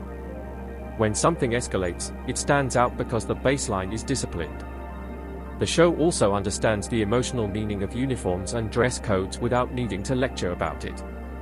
Clothing becomes part of power. Who is expected to look professional, who is allowed to look casual, who is judged for looking tired, who is forgiven for looking angry.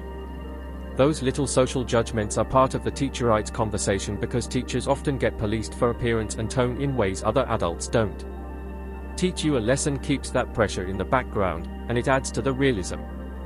Editing-wise, the show's rhythm is generally strong, but I want to be honest about where I felt friction as a viewer. There are moments where the procedural loop can feel like it's treading water, especially if you're watching multiple episodes in a row. The show sometimes leans on the satisfaction of confrontation and consequence, which is fun, but it can start to feel like a repeating pulse if character development doesn't advance at the same rate.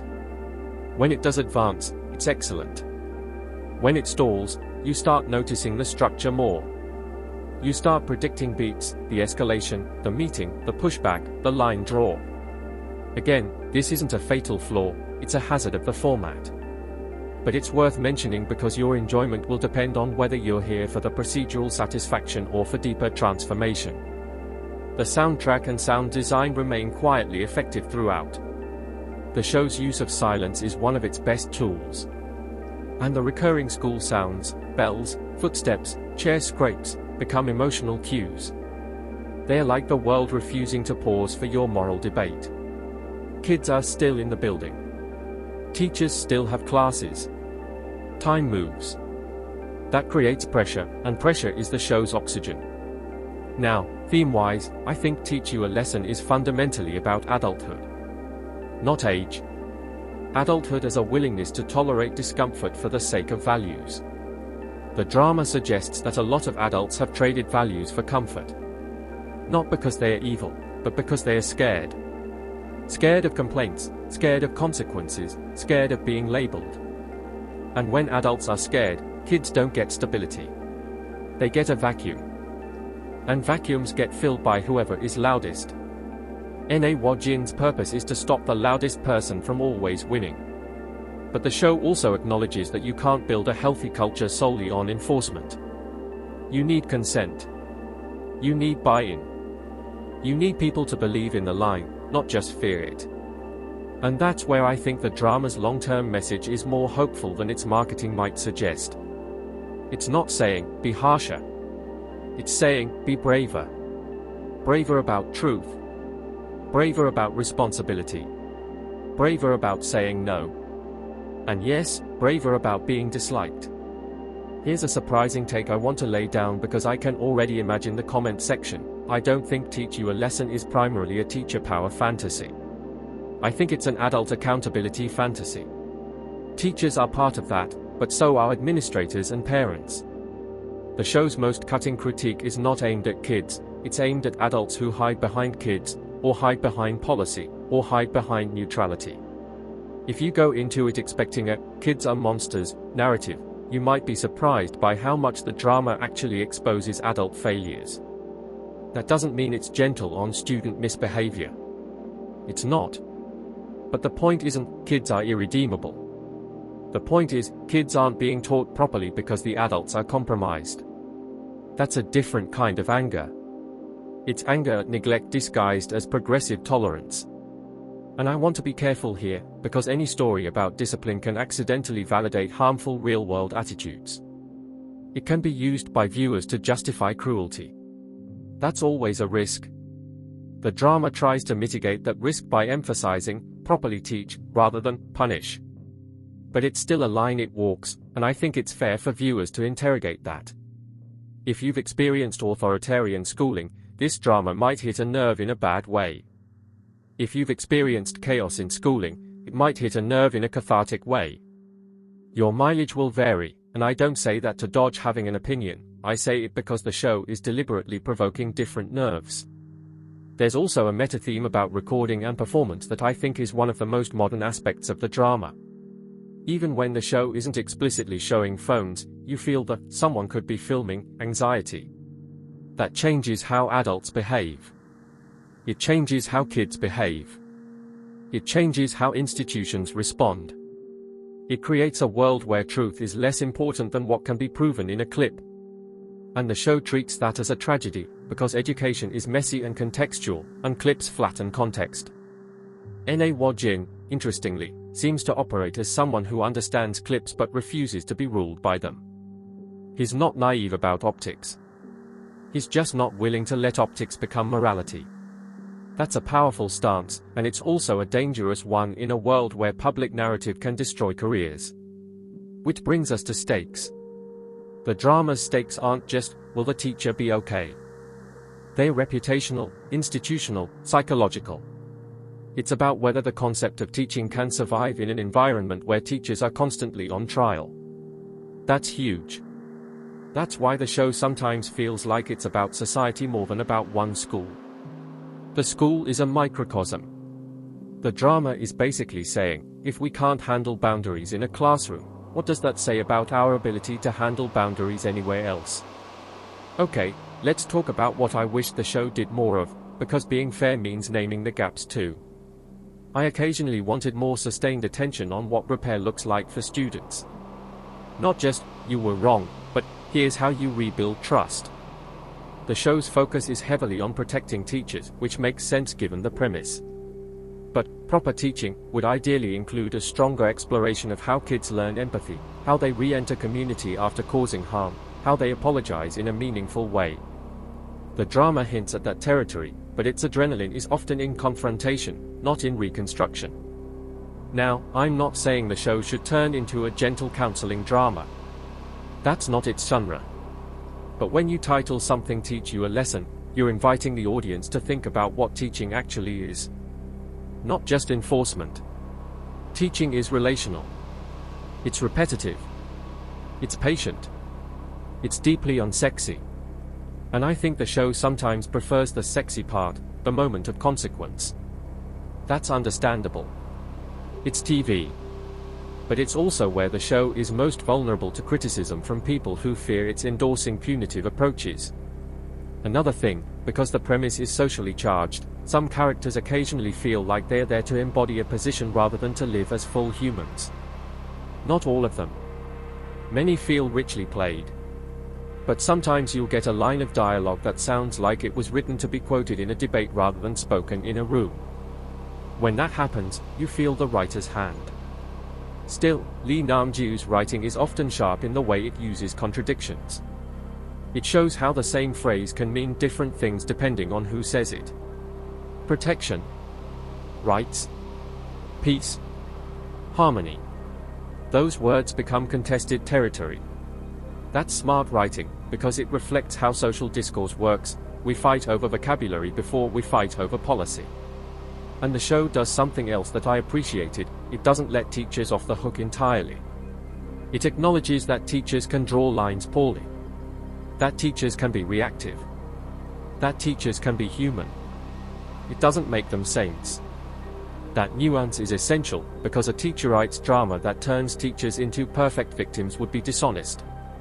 Teachers are workers under pressure, and pressured workers sometimes make mistakes. The question is whether a mistake becomes a career execution, and whether the system supports growth instead of scapegoating. Teach You a Lesson is angry at scapegoating. Now, let me give you another vivid mini-scene retelling, impressionistic again, because this is the kind of moment the show excels at. Imagine a corridor after school hours. The building is quieter but not peaceful. It's that strange after-hours quiet where every sound echoes. Na Wajin is walking with purpose, not rushed, just inevitable. Somewhere behind a door, you hear muffled voices, adult voices, tense. He stops. He doesn't immediately enter. He listens. The camera hangs on his face in profile, cool light carving a line down his cheek like a ruler. He reaches for the handle, and there's a tiny pause. Not fear. Calculation. Then he opens the door, and the conversation inside stops mid-sentence.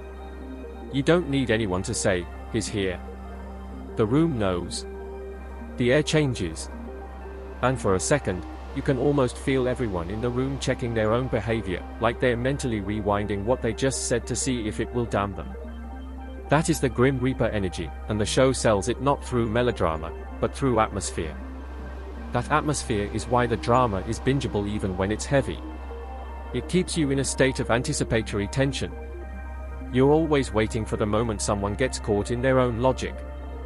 You're waiting for the line to be drawn. You're waiting for the system to reveal its true priorities. And because the drama is about a social system, those reveals can feel genuinely suspenseful. Will the institution do the right thing? Or will it choose the easy thing? If you've lived in the real world, you know the easy thing often wins. So when the drama shows the right thing winning, it feels like a miracle. When it shows the easy thing winning, it feels like a gut punch. And the show does both. That's part of why it sticks. Let's talk about what this drama is really about beneath the plot. I think it's about the moral cowardice of adulthood in a consumer culture. When education becomes a service and parents become customers, teachers become employees expected to please. Pleasing becomes the priority, and pleasing is incompatible with honest discipline. The drama is basically screaming, education is not customer service. And it's doing it through thriller language because that's how urgent it feels. It's also about how fear distorts morality.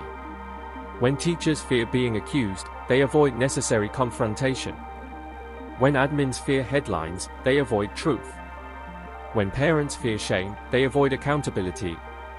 When students fear consequences, they avoid growth. Fear makes everyone smaller. Na Wajin's defining trait is being fearless, so he becomes the antidote. But antidotes can be potent and harsh. They can cause side effects. The show seems aware of that. If I had to describe the viewing experience in one sentence, it would be, teach you a lesson makes you cheer, then makes you uncomfortable about cheering, then makes you cheer again because the alternative is unbearable. Now, since you asked for an outro, I am going to give you one, but I'm going to earn it emotionally first by landing my stance properly, because this isn't a drama you can wrap up with, "It was good, go watch." This is a drama you watch and then you find yourself thinking about your own boundaries, your own relationship to authority, the way you were treated in school, the way you treat people now. It sticks in that way. And I don't say that lightly. For me, Teach You a Lesson is at its best when it's not chasing the dopamine of humiliation, but chasing the dignity of clarity. When it shows an adult saying, no, without cruelty, and standing there long enough for the room to recalibrate. When it shows consequences as a form of care rather than as vengeance. When it shows teachers as professionals who deserve protection, not as disposable babysitters. When it shows that kids aren't helped by adults who are afraid of them, and that parents aren't helping when they bulldoze reality. It's at its weakest when it leans too hard into the cool factor of Na Wajin as a mythic enforcer. Because the more mythic he becomes, the easier it is for the show to slip into fantasy rather than transformation. Still entertaining, still cathartic, but less honest. I wanted just enforcement and confrontation can still be intense. My overall take lands on genuinely impressed, with a few sharp reservations. Hong Jong-chen keeps the tension alive, Lee Nam-ju gives the conflicts teeth, and Jin as a character is the kind of deliberate, polarizing creation that sparks real conversation instead of polite consensus. And in 2026, honestly, a drama that sparks real conversation without collapsing into pure sermon or pure revenge is doing something right. If you watched it, tell me where you landed emotionally. Did you feel catharsis? Did you feel discomfort? Did you ever catch yourself enjoying the power of a lesson a little too much and then immediately questioning yourself? I want those conversations in the comments, because this show practically begs for them. And if you want more long-form drama reviews like this on Bongo Gaming, you already know what to do, and I'll see you in the next one.